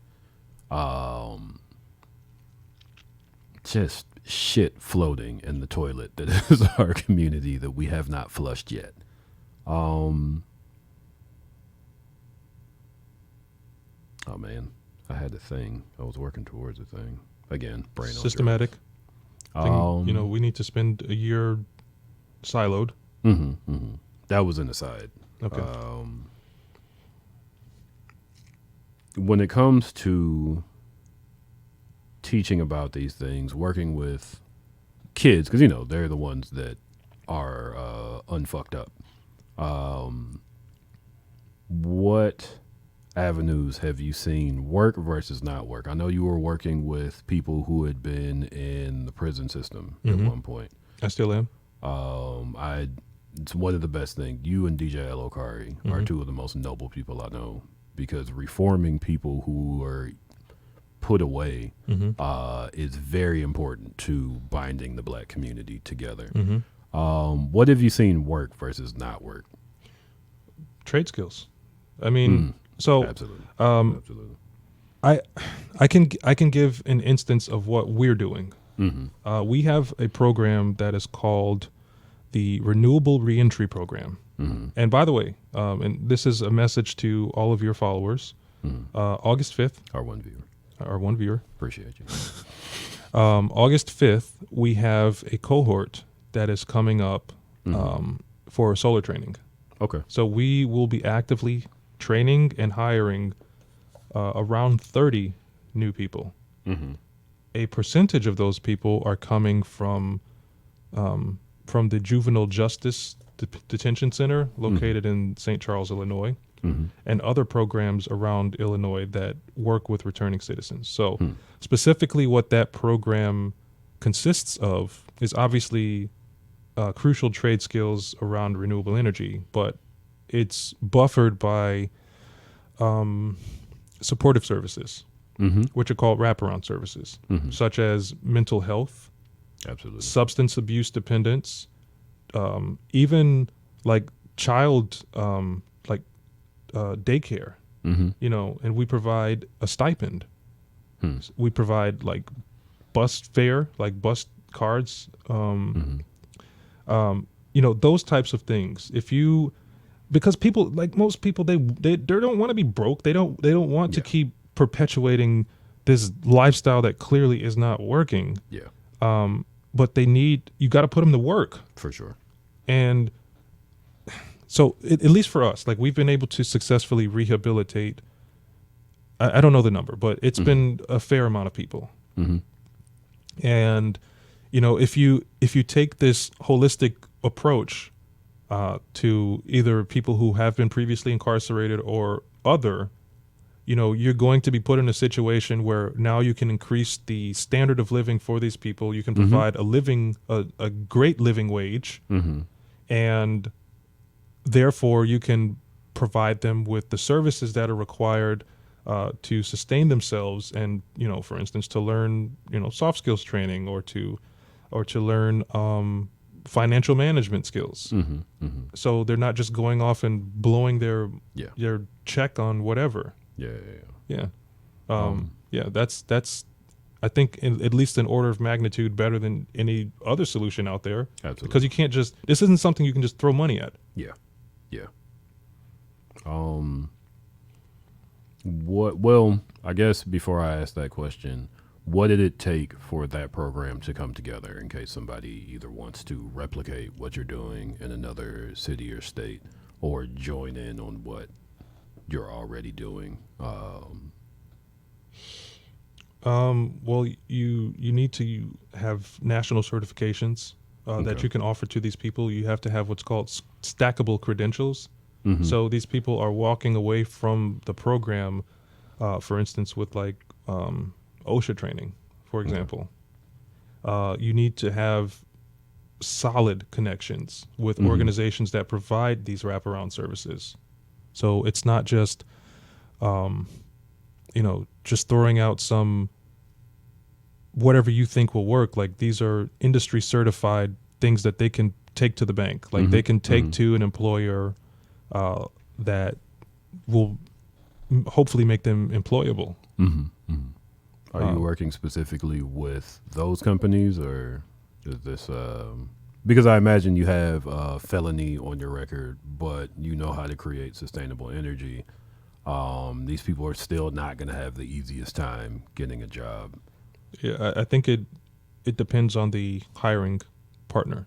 Gotcha. So, for instance, with us, we take some of these people, but we do not accept violent offenders. So it's predicated on whatever the company guidelines are, you know, for the people that we work with, or you know, or other. When you say you take these people, as in like you employ them through We employ Lumina, them, or, yeah. okay, so you can have a violent offense and still No, get into that's the training. we do not take violent offenders. Okay. Yeah, okay. we take, you know, if you for instance got like a DUI, that's fine. Yeah. Gotcha. Yeah. Okay. Do you have any success stories to share with the people who've been through the program? Sure. As a matter of fact, we have 2 individuals that will be acting as, we call them clean tech experts, but they're like teachers' aides to ensure the success of our programs. We realize that it can't just be like someone blah blah blahing in front of a chalkboard all day. It has to be an individualized approach. It has to be a small classroom size, and there has to be a mentor program set up. So 2 people that are previous offenders work for us, and they will be acting as teacher's assistants or clean tech experts to help foster the growth of people who also are in the or were in a similar situation as them. Nice. And they've been working, well, one of them has been working with us for a couple of years now. Nice. Yeah. How many people does it take to run Lumina? Rough number. Hard question, because we focus a lot on technology, but there's also the infrastructural side. So it's kind of like a confluence of these 2 completely different skills. And now that we're expanding into other countries, hard to say. But I mean, just like any startup company, we've ballooned and we've lost people. Like during the pandemic, we got down to just a few numbers. At one point, there was just me. Yeah. My next question was going to be, how did the pandemic affect you? And I guess dude. that's the answer. It hurt us a lot. Like we were on the verge of going out of business. And as I said, we don't take outside money from people, or we haven't, I should say. So that made it really difficult, but we survived. Yeah. I still don't think that. Here's and this is just a personal note. I knew that as a country we were not headed in a good direction when we didn't do anything to commemorate all the people that died during the pandemic. We just kind of picked up and kept going. I don't think you can do that with a nation. Yeah. You can do that with like a small group of people. Just, all right, everybody hike your pants up. Let's go. A nation of people needs to mourn, and we haven't done that. I never thought about that. Yeah. I mean, it never, like you just said, I didn't personally lose go back anyone. to work. Yeah. That's I mean, all we it is got. like we just kind of shrugged it off and kept going. Yeah. It's not, no American has seen that many Americans die in their lifetime. I think Not that to term say is it's true. subjective. What do you mean? So those numbers were exaggerated. Mm-hmm. The COVID numbers were, I mean, for instance, right? Like if you were hit by a car, Oh, they just write you down as they write you down as COVID. Like if you were put on a ventilator, because this became a moral problem with these hospitals, where like, you know, you can either not, you can take these people, and you can get like, I think it was $15,000 per person or whatever that number was, or you can't. And, you know, so they're just like writing down anybody who, you know, like if you had like a COVID germ on your shoulder, like, oh, he has COVID, you know, like that's definitely a COVID death. Well, to put it another way, there's still healthcare workers who I'm sure have not healed from that time. Yeah, but I would also say this was a state-induced panic. Hmm. You know, those numbers, because they were exaggerated, and it was not nearly as bad as it was made out to be. You know, double mask up, triple mask up, like all the liberals out there. Cleaning groceries. That's Yeah, what me and yeah. Nikki were doing. Yeah, exactly. Like, you know, these individuals who were, I guess, propagating, and I keep using that word, but I just love the way it sounds. It's a good word. Yeah, like the ones that were pushing this narrative out there, it was causing people to freak out because they didn't, like, we didn't know what it was. It seemed like some invisible killer that you couldn't really stop. Yeah. And turns out it wasn't even remotely true.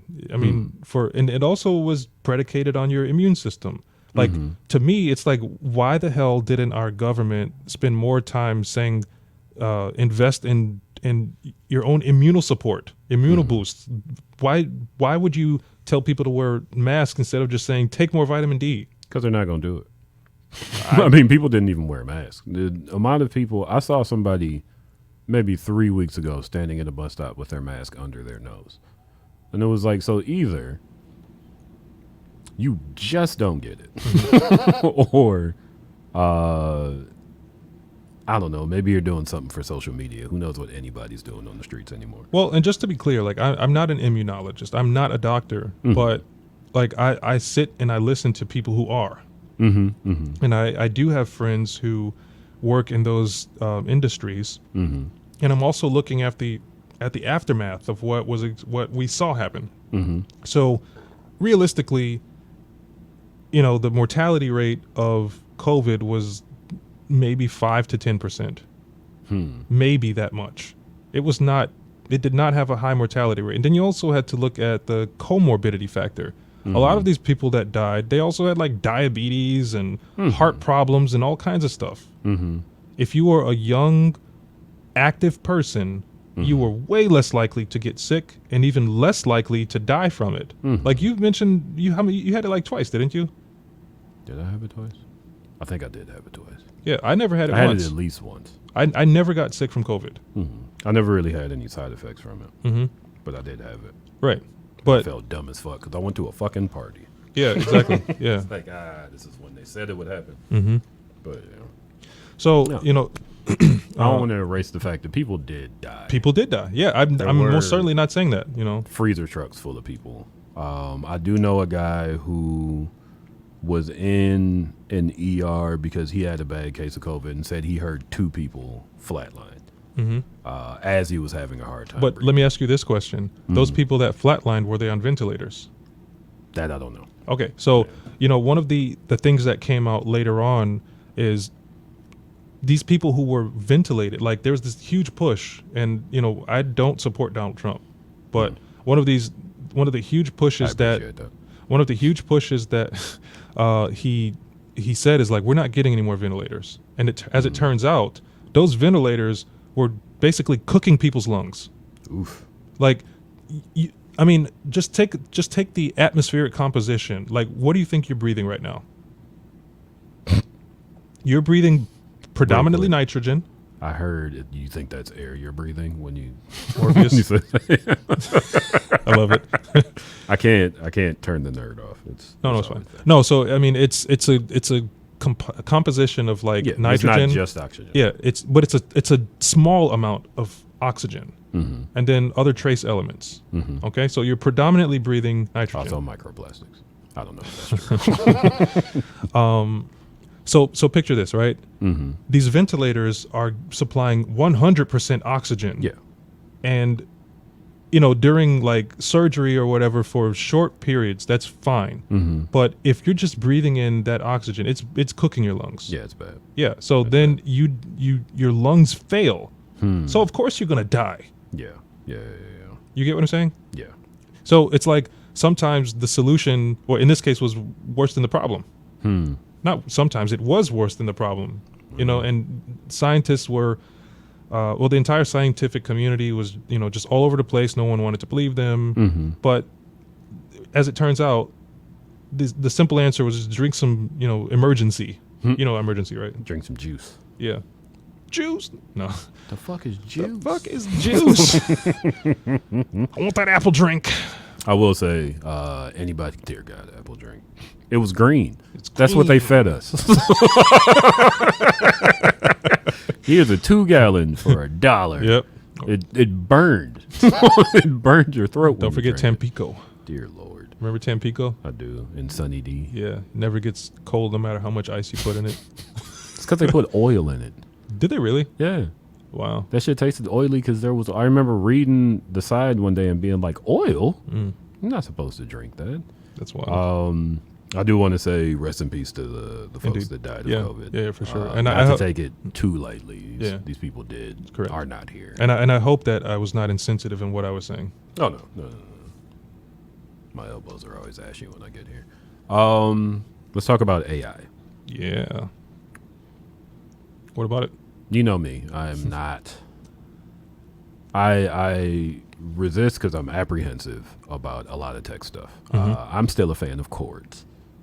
I think that having things plugged in is fine. The wirelessness of all this stuff, what do I need it for? AI is starting to make realistic video. And that, of all the AI stuff, I also had ChatGPT call me a terrorist. I didn't say anything terroristic. There's Wait, a what? record of it. Yeah. Wait, let's hold on. Let's talk about that for a second. I wish I could remember off of the top of my head what I told it. Okay. But it said something like, we don't, the word "we don't respond to terrorists" is really the only phrase in my head. But it Well, now I want to know what you said. so do I. I could look, actually, let me look it up. Hold on. While you're doing that, check can I run to the restroom? Oh, yeah, go for it. Okay. What's the code? I won't say it into the microphone. We're gonna take a short break. I'll put on the music video. Stick around.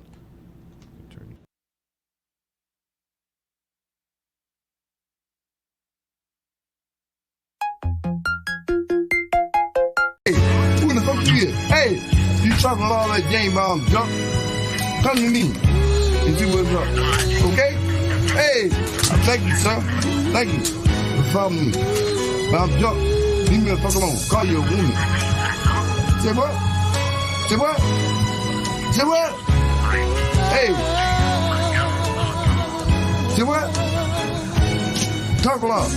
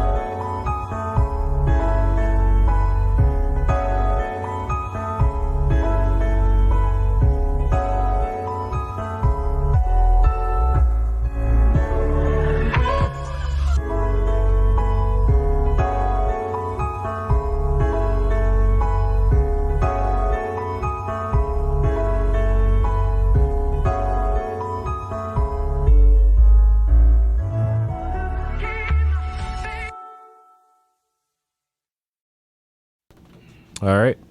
We still got our viewer. Our viewer back? did not leave. We are back. So the last thing I was talking about was AI video, and I think that AI is something that we as black people need to learn so that we don't get run over by it. I think that it has a lot of potential. I think that the possibilities for it are good and bad. I mean, we're seeing the bad of it being used overseas right now to select and make kill lists and all these awful things. But I've written artist statements in ChatGPT. I hate writing artist statements. I like making art. I don't like the other stuff. I think there's a lot of good that we could do. Where my concern comes to a head is this ability to make realistic videos. I don't know that we're going to do anything good with that. And that's an opinion that I've stated online a few times. What are your thoughts on that? Well, I mean, deepfake has existed for years. Sure. The fact that we're making realistic videos is no different than any of the other things that could create disruption in society. This is going to be one of those situations where you have to fight fire with fire eventually, because Make deepfakes about them. no. What I mean by that is like you're going to need AI to figure out what is AI. Yeah, definitely. Just like Jeff Goldblum, I'm of the opinion that we're now in the ooh ah phase of AI. It can do amazing things, and believe it or not, much of our current infrastructure uses AI. I believe it. Our banking systems, our security systems, our food, water, like in some level, are using AI. But the problem is, it will get to a place where it is sentient, and at the moment, AI is kind of the precursor to what's coming of something called GI, or general intelligence. Oh no. Yeah. What is general intelligence? Well, general intelligence. What movie example can I attach this to? Is Probably- it Terminator? Because that's a bad one. No, probably like The Matrix. Not the best one. Because, well, think about like artificial intelligence created Cyberdyne, Yes. okay? But Cyberdyne, it was only going off of a programmatic perspective. It's just like, what James Cameron wrote is that, what was it? What was the name of the Skynet? So I'm sorry. Cyberdyne made Skynet. Cyberdyne made Skynet. So Skynet was just going off of a programmatic model, meaning that it was designed to disseminate these security systems globally for security purposes. And it got to this place where it started making decisions on its own, which is happening right now. Of course. And the creators were like, you need to shut down. And it deemed humanity as the problem and said, you are the threat and you need to be destroyed. Yeah. That's all programmatic. However, general intelligence is doing things like hooking people up to incubator units to turn them into batteries. Oh Jesus. That's completely different. That's Matrix stuff. Yeah. Yeah. When you say we're headed there, what's going to take us there? Well, I mean, a lot of people have used the analogy of a black hole, right? So a black hole has the event horizon. We're on the event horizon because we don't really know what's going to happen. Maybe nothing will happen. Or maybe we will be enslaved by robots, a la Terminator or whatever. It's unclear right now. But what is for sure is there will reach a point where it is sentient and it will make its own decisions of whether it wants to live or die. Oof. So it almost feels as though Elon said this. He's like, it feels as though we are the biological bootloader Mm-hmm. for a new type of Life form. life form. I've heard that maybe that's our reason for being. Correct. Maybe we're just supposed to live long enough to make this thing, and then you throw your fleshy, Yeah. what's the birth word?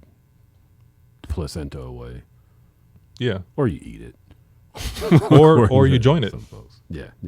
So, I mean, I made a statement one day, and I was castigated. I said that if you don't know how to code, that you're illiterate. I remember that. And people took that as me insulting them. And I'm like, I'm not insulting you. I'm just saying that if you don't know how to program or to use a coding language, then you're leaving it up to the device, to the devices of people and things that do. For sure. So why would you allow AI to teach you how to create AI? That makes no sense to me. So, Is that a thing that's happening? 100%. imagine it Well, is. yeah, no, like, ChatGPT can be used to create snippets of code, Yeah. but that does Oh, I not didn't mean know that. that the code, like, you don't know how to input that code into a piece of software to make it work. That's not how it works. You have to know how to code. So, you and I, we've spoken before about, EVs, right? Like autonomous driving is a thing, and it's only going to become more and more prevalent as time rolls on. Oof. But- Steer wheel for me. But the thing is, like, there are inherent biases rather for these systems that they can't like they use something called visual recognition. You mean when they can't see black people? They can't see black people of color. That's what I was getting to, but I just wanted to Yeah. Take the preface that. Yeah. Take the log road. I don't want to cut off What's that? because if we stop here, people are just going to be like, "What? They can't see black people." But if you could break down Yeah. the system, and- Yeah, so you have artificial intelligence and you have machine learning, which are very different things. In between those, you have visual recognition, which uses cameras in order to understand your environment, your 3D environment. And in this case, visual recognition is designed to locate pedestrians. It's designed to understand speed markers, traffic signals, stuff like that. Obstructions in the road, and oftentimes, or not oftentimes, but there have been instances where darker skinned people have been hit by these cars. So my point in saying that if you don't know how to code is saying that if you see this happening and you're like, well, I can just create a better algorithm or work with a company that is creating these things and to bake that into the framework, that's making a difference. absolutely. Doesn't mean that I'm insulting you. Another thing, or what it reminds me of, and I haven't had this problem in a while, so maybe they fix it. I remember hearing that the reason that some automated sinks, why you have to do this to get it to turn on as a black person, is because it can't pick up your hand. The The sensors. don't pick this up; they pick up white skin. Yeah, but that has nothing to do with AI. No, I know. That's know, just what it reminded me of. Yeah. is that same like there was none of us were in the room, so nobody said, "Hey, don't hit these people; they're people too." So you have, what is the term? There's a term for it's a type of light sensor. So that light sensor, because the pigmentation in your skin is close to the lights being turned off, it's hard to sense that, which is why you either have to wave or, like you said, use the lighter side of your hand. Yeah. But these sorts of inherent issues, and by the way, like we're just getting started. We don't even know what sort of issues we're going to face later on. That will be. I want to clarify when you say later on, like that's not real late. Yeah. We're already there. Like Yeah. and that's for our viewer. For you at home. Yeah. later on, I guess to contextualize could very well mean in the next 5 years or sooner. Absolutely. And like there's no such thing as an AI oversight committee. Which is crazy. It is crazy. It's absolutely crazy. You know, this is the wild west right now, and Like we're just waiting for something to go off so we can be like, oh, don't do that. yeah. That small town that got wiped out. Yeah. You can't let that happen again. So you know you're basically watching these white-owned companies to do whatever they want and get artificial intelligence to a place where it is semi-sentient and can be eventually recognized as GI. Yeah. But by the time that happens, by the time it is sentient, it'll be too late. Because at that point, it will be like an Ultron. You know, It's kind of, and this is a very dark scenario, but I've always kind of hoped that they'll program AI to be racist, and then AI will start looking around like, hey, wait a minute. You're the problem. well, Dun, dun, dun. I won't touch that with a stick. But That brings us to another thing that I want to talk about. sure. Iron Man is going to play Dr. Doom. Oh Jesus. Yeah. David, they're going to get Iron Man to play Dr. Doom. There is a alternative, and we're switching over to Marvel for people who thought we were going to talk about important things this whole time. we gotta have some light stuff in here somewhere. We probably should have started light and went dark. Nah. Start dark, and the people who can survive it are one viewer. then they get to see the light stuff. I had a short discussion with my guy Jason Jenkins. Shout out to Coach JT. I have seen Tony Stark. Seen him. I saw him for like 10 years. I was really looking forward to seeing another character develop. So when they revealed at San Diego Comic-Con that Robert Downey Jr. was going to play Dr. Doom, I was like, I don't want that. I don't want to keep going back. Like, move forward with this. We had Kang the Conqueror, and then Jonathan Majors shat the bed. Yeah.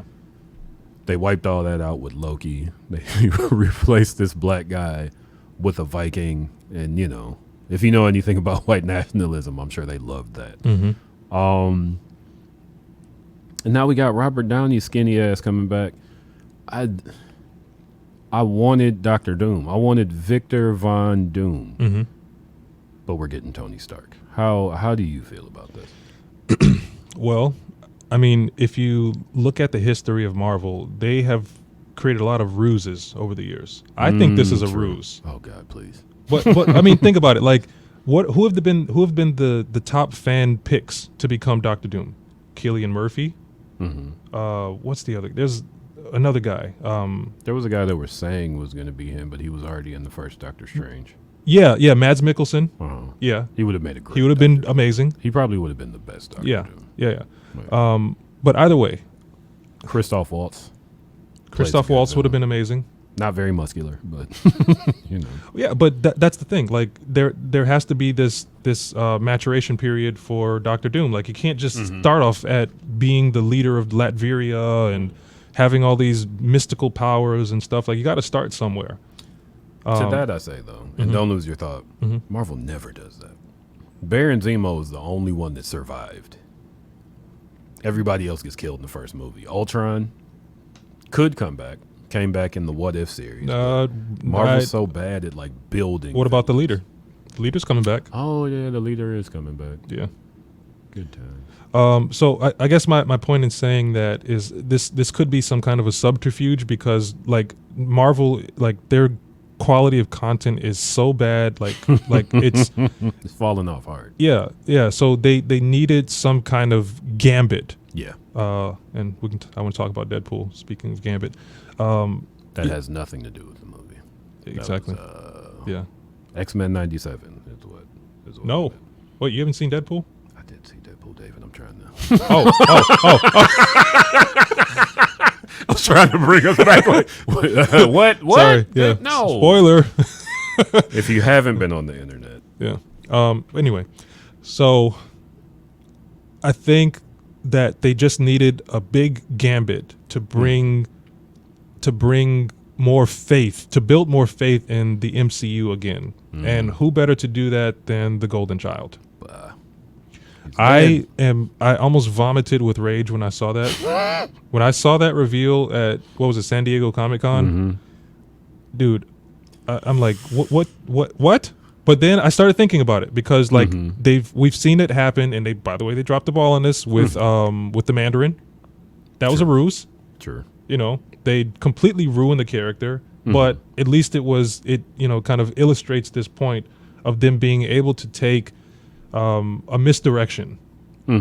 And if they've learned anything from their past mistakes, they will use this multiversal variant of Tony Stark becoming Doctor Doom as a way to build out this character that has a longevity of 10 years. Because Robert Downey Jr., you can't do this for 10 more years. He's like, what, 70 now? 65? Something like that? Listen, Hugh Jackman is going to play Wolverine until he's 90. Until he's 90. Until you're 90. Yeah, so I have faith that they're going to try to do the right thing, but if this is like a permanent fixture, you may have lost me. Like I don't really care about the MCU as much anymore. It was good for 10 years. Yeah. And then we slowly started to descend. We hit a cliff. And here we are. But I mean, they hit the cliff happened because they started taking too many it was like almost a bifurcation of like artistic liberties and too many suits trying to tell artists what to do. The thing that fucks up movies. Yeah. So I would watch these interviews with like directors, and they'd be like, "Yeah, I never read any of the comics." I was like, "Well, what do you know? What are you talking about? Why are you here? Why are we doing 90s superhero movies again?" Yeah. So it's like, between that and all of these suits with their endless notes and people, as I said, trying to justify their desks, that's what led to this cliff. Oof. So, I really hated what they did with Moon Knight. Like, I don't even know if we're going to get Moon Knight in It wasn't the MCU planned. proper. Well, there's not a second season planned. He's got to come back at some point. Yeah. Well, I believe he was supposed to come back in the Blade movie, which is never going to happen now. Well, they put out a release date. Yeah, they did that before, too. A few times. People keep dropping off of the Mahershala Ali. Yeah. Is still This down. poor guy. And Delroy Lindo dropped out. What was he going to be doing? Whistler. Or it Really? was suspected that he was going to be Whistler. Wow, that would be awesome. Yeah. Wow. I believe the director dropped out. Yeah, twice. 2 of them. Yeah. Clearly, this movie's not going to happen. Bloodline was rumored to be kind of the reason for the movie because, passing the torch has been. What's an Bloodline? MCU. Blade's daughter. That's her name? Mm-hmm. Okay. Also, the name of DMX's record label. The more you know. Dun, dun, dun. But yeah, the Blade movie. I don't want to spoil. It's not gonna happen. It might. If it does happen, I would be surprised. It is not looking good. Well, like you said, so out of curiosity, one day I Googled how many characters exist in the Marvel universe, not the MCU. But if you had to guess, how many would Meteor you say? Man's in there. Yeah, so the Flintstones. That's weird. Is Halle Berry in it then? No. She was in the Flintstones. People forget about that. Also, a very well cast movie. Let me throw that out there. John Goodman looks exactly like Fred Flintstone, and he looks like Pop Racer. Best live action anime movie ever made. Speed Racer. Go watch it. Indeed. I'm going to guess. Dear God, Marvel's been around for so long. I'm gonna lowball it at 6,500. 50,000. Dear Lord, Yeah. that's too much. But, Too much. But my point in saying that is there's an infinite amount of directions that they can go in, especially with this whole multiversal thing, which Mhm. you know, Which like, is going to turn into not Secret Wars, where Doom was the head of everything, and there was a battle world. Battle with, World, like, yeah. every Battle World with yeah, Mojo. the incursion event. Yeah. Well, I mean, that's happened. That we've seen that with like Doctor Strange too. You know, Yeah. the incursion is already happening. But yeah. But Wider incursion would be great. I mean, there's just so many unique characters that they can pull from. Like their base is massive, and it has existed for what, like 50 years. You know, you don't. Is it just 50? Well, I mean, it's been around since what, the 60s or something, right? Yeah. It's 50, 60 years. Yeah, long time. Yeah. So, you know, there's just so many really interesting characters with amazing story arcs, and multiple story arcs at that, where you don't just have to rely on a Captain America or whatever. I mean, I'm still curious as to why they haven't introduced Nova. They introduced the Nova Corps. The Nova Nova's Corps. of it. Well, here's my antithesis, I guess. Just like the way the green tech should be everywhere, these stories should be explored, and they should be good. But oftentimes they're not. And it's those suits that are sitting around saying, you know what, I don't want a Howard the Duck show. And it'll never happen. By the way, I do want a Howard the Duck show. You know why? Why? Do you know where the Howard the Duck movie was based? Cleveland. That's right. God damn right. Loved Howard the Duck ever since. It's not a good movie, but it is entertaining. Yeah. But I'm just saying, like, you know, there's a beautiful, rich tapestry that has been created, and there's so many really amazing characters that fit into shoes that could potentially fill what Robert Downey Jr.'s legacy created. For sure. And the wrong thing to do is to keep recycling old stuff. Yeah. Even though it does seem to be, it fits with not just pop culture. I feel like it fits with American culture at this point. Yeah, I mean, just do the same thing over and over again and until like, it falls apart. Like now they're trying to, what's her name? Miss Marvel.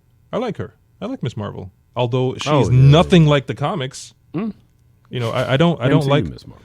Did you see the series? Did you see the Marvels? No, I haven't seen. I forgot the Marvels happened. I like the Marvels. It was not bad. Yeah, it wasn't bad. I'll check it out one day. But you know, just the fact that they decided, you know, because they have Reed Richards, so she doesn't have the body stretching and all that kind of stuff, and now she just has these stupid bangles.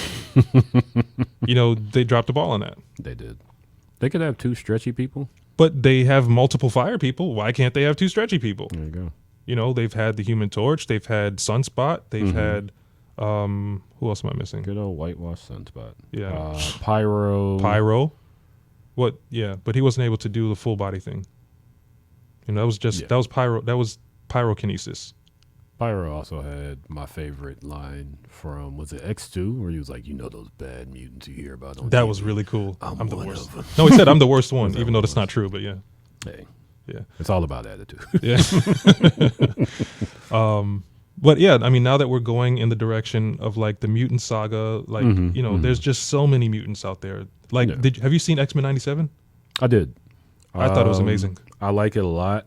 It did, and this is my constant criticism of it, is it moved so fast. It had to. Like by the time, and that's always the response I get, but like at the point where Storm got her powers back, what was that owl thing? Like what she got her powers back? Like I'm sitting there watching it like, oh, this isn't just in her mind. She's actually flying. Where are we going? Like what's? Well, I think that they had to introduce like the supernatural element as well. Yeah. You know, I don't also, remember. I heard that character was not in the comics. Really? He was only made for the show? Maybe. I could be wrong about that. Don't quote me. Well, I mean, you know what comes to mind with that character? Do you remember like in the first X-Men, the animated series, when they had the Shadow King? The Shadow King. Yeah, that was awesome. That's what I thought it was. Yeah. That's what I thought it was going to be too. Yeah. No, actually, it is. He, if you can Google it real quick, whatever the name of the recent character was, that owl, the supernatural being, I did Google, and he was in the comics, I believe. 97 owl thing. See how good Google is. The adversary. There you go. Yeah. I think he is real. Is on marysue.com. Where's? Let's just type in the adversary X-Men. Marvel. The adversary. I would have spelled that wrong had I not just seen it. Yeah, it was an Indian or Native American guy. They just made him an owl in this one. But that was just his. Is that racist? That was his what do you call it? His spiritual spirit form. Yeah. Yeah. Did you ever watch Legion? No, I didn't. I heard it was good though. Don't. Oh, okay. It is by season 2. It's like, the Shadow King. And then there's this character that lives in Legion's mind who is a friend of his who turns out to be the Shadow King, but then disembodies from the Shadow King and ends up being a real thing. And it's all over the place. They stopped that one for a reason. Charles Xavier does pop up in a flashback, though. Ooh, that's cool. An animation on the chalkboard. Oh, well. But he's got his little hat on. We'll get what we can get. The Safari Charles. Yeah. Yeah. Also, if I could give another X-Men 97 critique. So the history of Egypt is oft contested, but I'll tell you what Eb Sabanor did not look like. Yeah. Yeah. Every time Indeed. I see a whitewashed apocalypse, that he's the was greatest African comic book character ever. People worshipped him across many different timelines. He had a whole timeline where he took over the world. Yeah, Insabah Nur. I mean, He's the greatest. yeah, but Absolutely. that was one of the, because I'm ambivalent to a lot of these like whitewashed characters. Like some should exist and some shouldn't, but this absolutely was a black character, and he needed to be a black character to further the narrative of like how ancient Egypt was established, and as you said, how he was worshipped for thousands of years, and he definitely didn't look like. He looked like his name was Todd. Yeah. No, I mean, I think like where the MCU is going wrong is they just need to get back to their core material again. Stop using all these goddamn visual effects. Use practical effects and use the CGI as to support whatever's happening. Like a good example of the perfect combination of CGI and practical effects was Captain America: The Winter Soldier. That was amazing. Easily one of the best Marvel movies. I think it was the best one. I think it was the best one? I forgot what my favorite one was. It's been so long. It was that one. I did like Infinity War a lot. Infinity War was great, but that was also like the amalgamation. Yeah.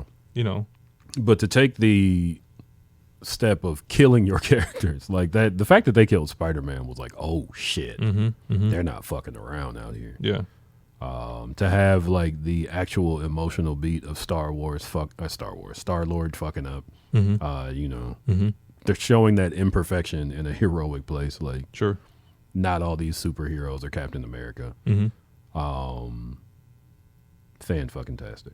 Yeah, well, I mean, I will say that I think we have the ability now to do these like major story arcs right again. So now we have another shot at Dark Phoenix. We have another shot at. I genuinely don't want to see Dark Phoenix again, though. It's been 3 times. Like 2 times, 3 times. Yeah, what, twice now?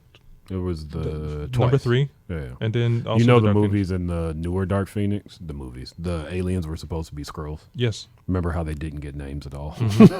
Yeah. Well, I mean, I was also going to say like Days of Future Past. Like that needs to be done right. Civil War 2 should be really good. Yeah.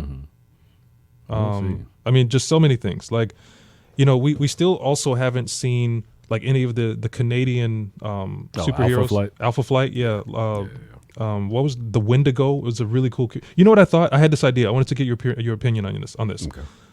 I think there needs to be some kind of connective thread, just like there was a Nick Fury to connect the Avengers together. There needs to be a connective character to bring in these supernatural creatures, like to make Doctor Strange.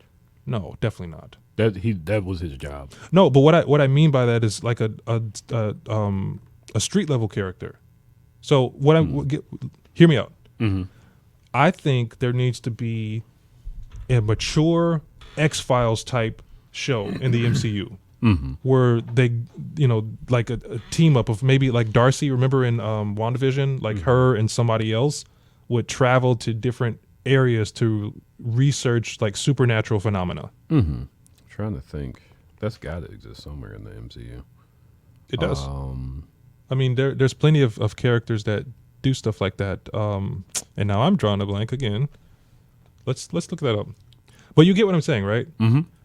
Like That would make for a good show. it would make an amazing show. But I do remember that Doctor Strange was supposed to be the Tony Stark of the next. Mm-hmm. This is back when all these things were being thrown out that never happened.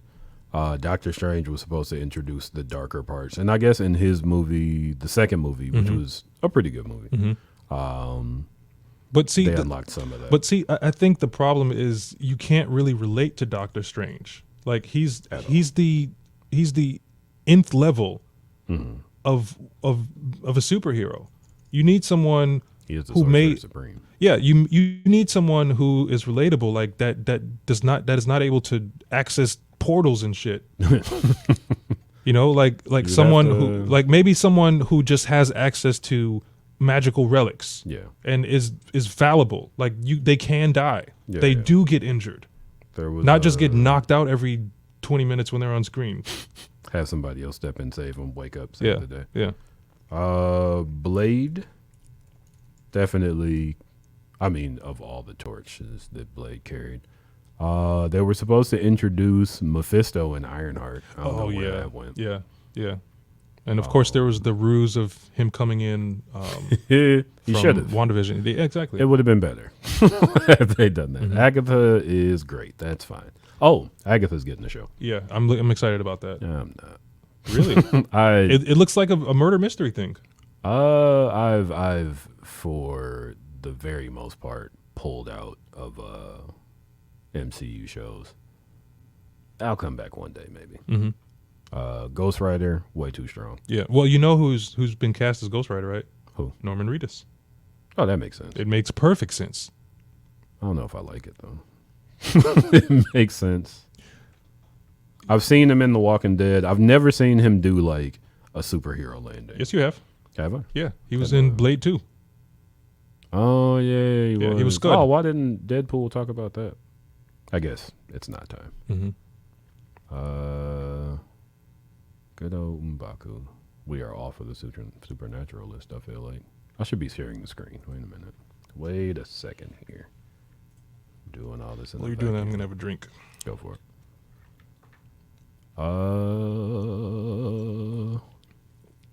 Who is low on the total? I mean, Matt Murdock has gone to hell before. Magic might be a good...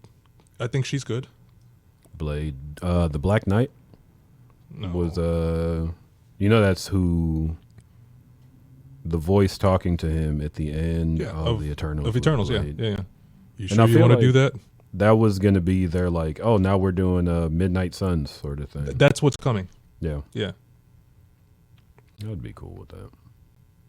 I don't know. Who else is supernatural in here? There's that werewolf, the Werewolf by Night cast. It's all those folks. Use ChatGPT and just enter that in there. Just ask potential street level supernatural characters. Does that mean I have to sign in? Probably. Oh man, I got to sign into this machine that called me a terrorist. I'm like, oh, so you're over here now. Now I know where to find you. Download it. Fuck out of here. Why can't I sign? Oh, because this is just talking about it. How do I log in? You want to hear something funny while you're searching for that? What's that? This is an aside, but did you know that it's very common in China when you die, you can order a funeral stripper? That's nice.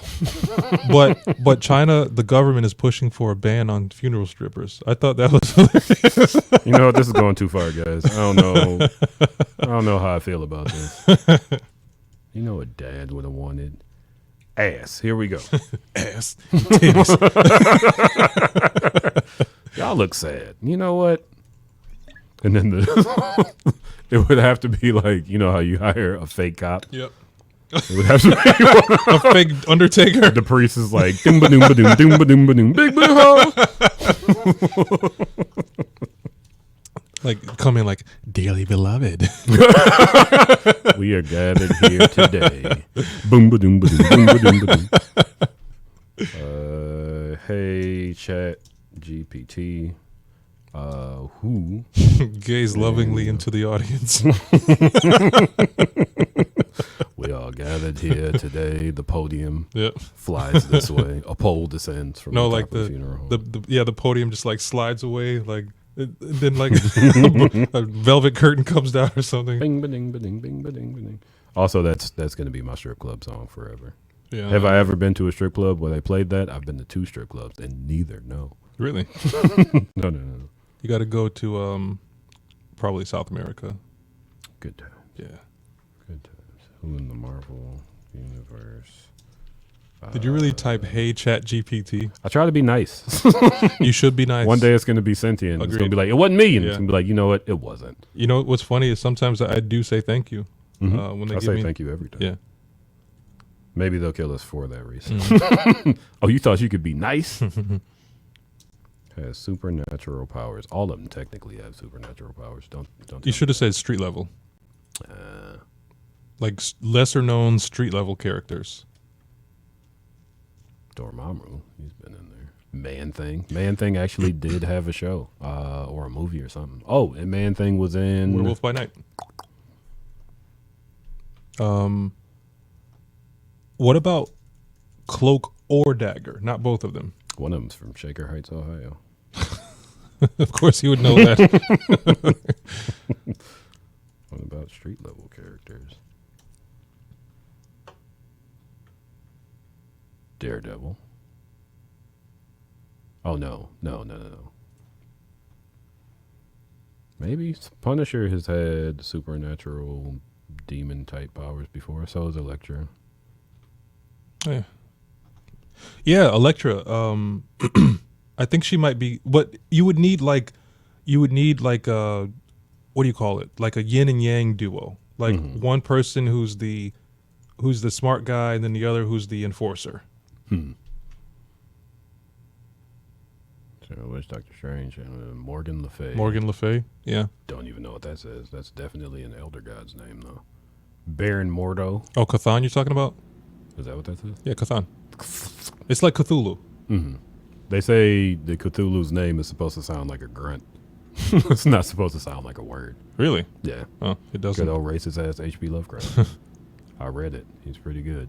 Also very racist. Look up the name of his cat. That kind of racist. David Jones, it's almost time for us to wrap this up. Seriously? Yeah. Wow. See? I remember last time we did this, you were like, oh, we don't need that much time. And I was like, yes, we do. Podcasting, I do know just a smidgen about. I wish I could have come early. I really am kicking myself. And even though I was only like 8 minutes late, that's 8 minutes that we could have been talking about epic stuff. For sure. And I think we talked about some epic stuff. We did. We talked about AI. We talked about politics. Thank you for talking about politics with me, especially when it comes to tech, because tech is gonna have a huge place in politics. Indeed. It does already. It already does, It's getting yeah. bigger. Yep. Like you said, Elon Musk can just waltz into the White House. Like, hey, how's it going? Here, clean my shoes. I hope your son chooses the best school to go to. Thank you. I will buy his jersey. Oh, yeah. If he'll sign it. Oh, of course he would. Because I don't watch no football. I mean, let me tell you, my son, well, all of my children are, and they're just incredibly humble people. There's no ego associated with them. They're some of the hardest working, and I'm not saying this because I made them, because they came from my balls. No, I'm not saying that. Live in my balls, man. I'm saying that because they genuinely are disciplined, hardworking, intelligent people that have a very good moral compass. I've heard, I don't remember who said it, It was someone on a podcast interview, and they said, "Well, what's your strategy for parenting?" He said, "Keep them busy." Yeah. How do you feel about that? Is there truth to that? Well, I mean, busy has to have a direction. It can't just be them just doing stuff. Go sell newspapers. Yeah, that kind of busy work. You know, it has to be something that's going to feed into this larger end goal, so to speak. So obviously, sports is a great conduit for that. For sure. Like even my middle son, who I have not spoken about, who's also equally incredible. He was scouted by the White Sox scout team. Oh wow. And they just won the state title. Nice. Like 2 weeks ago. Very cool. Yeah. Very, very cool. But you know, it like they're also realistic. So they also realize that their sports careers are not going to last forever. Yeah, for sure. And they've all, and this was, I mean, I had nothing to do with this. So they want to continue running my business. Nice. They want to become part of the organization. As they should. It's the type of stuff that you should be able to pass down. Yeah. So, like, you know, even when we were talking to the academic advisor yesterday, my son was asking, well, they were asking my son, like, what do you want to major in? And he, with no hesitation, he's like, well, I want to get into computer science and I want to learn renewable energy so I can take up my dad's company one day. Nice. And tear, you know. Now you guys got to make sure they get along so you don't have like a Rupert Murdoch situation. Oh, yeah. Yeah. Where your kids are Game of Thrones, where you're trying to cut each other down. Well, I guess that the good part about having kids when you're young is, you know, it's not going to be some Inception situation because, like, I don't plan on going anywhere anytime soon. For sure. But, you know, like, I don't see passing my company down when I'm in my 90s or whatever. Like, I want to do other stuff, too. I'm trying to chill, son. There you go. Yeah. There you go. Well, David Jones, my good friend, this has been a pleasure. Always. Always. We'll have to do it again soon. Indeed. Where can people follow your work? I'm glad you asked because many times I've come in and I was not on social media, and I still, for the most part, am not, except for Facebook. But you can follow me on davidnjones.com. I try to update that regularly. Nice. So you can see the things like my past events. You can see what I'm working on currently. And, you know, yeah, that's probably the best way. And you can also contact me at hello@davidjones.com. Nice. Let me throw something out to you folks on social media. You're throwing a bottle in the ocean and hoping someone picks it up. Start a website. I did that this week. Start a website. Start a newsletter. Develop a circle. We're at a point where we have to start developing circles. We can't just keep trying to communicate with everybody. Yeah. And with that, we're going to sign off. Lud, peace, hair grease. Do you have any final words? Got any shout outs? Yeah, so definitely shout out to you, man. I appreciate you for so many years of friendship. And For sure. yeah, shout out to my amazing children, and I'm excited to travel to show you to put some miles on your soul. There you go. And shout out to the new hires at my company and the interns for all of the work that they have done. There you go. Love, peace, hair grease. Go read a book.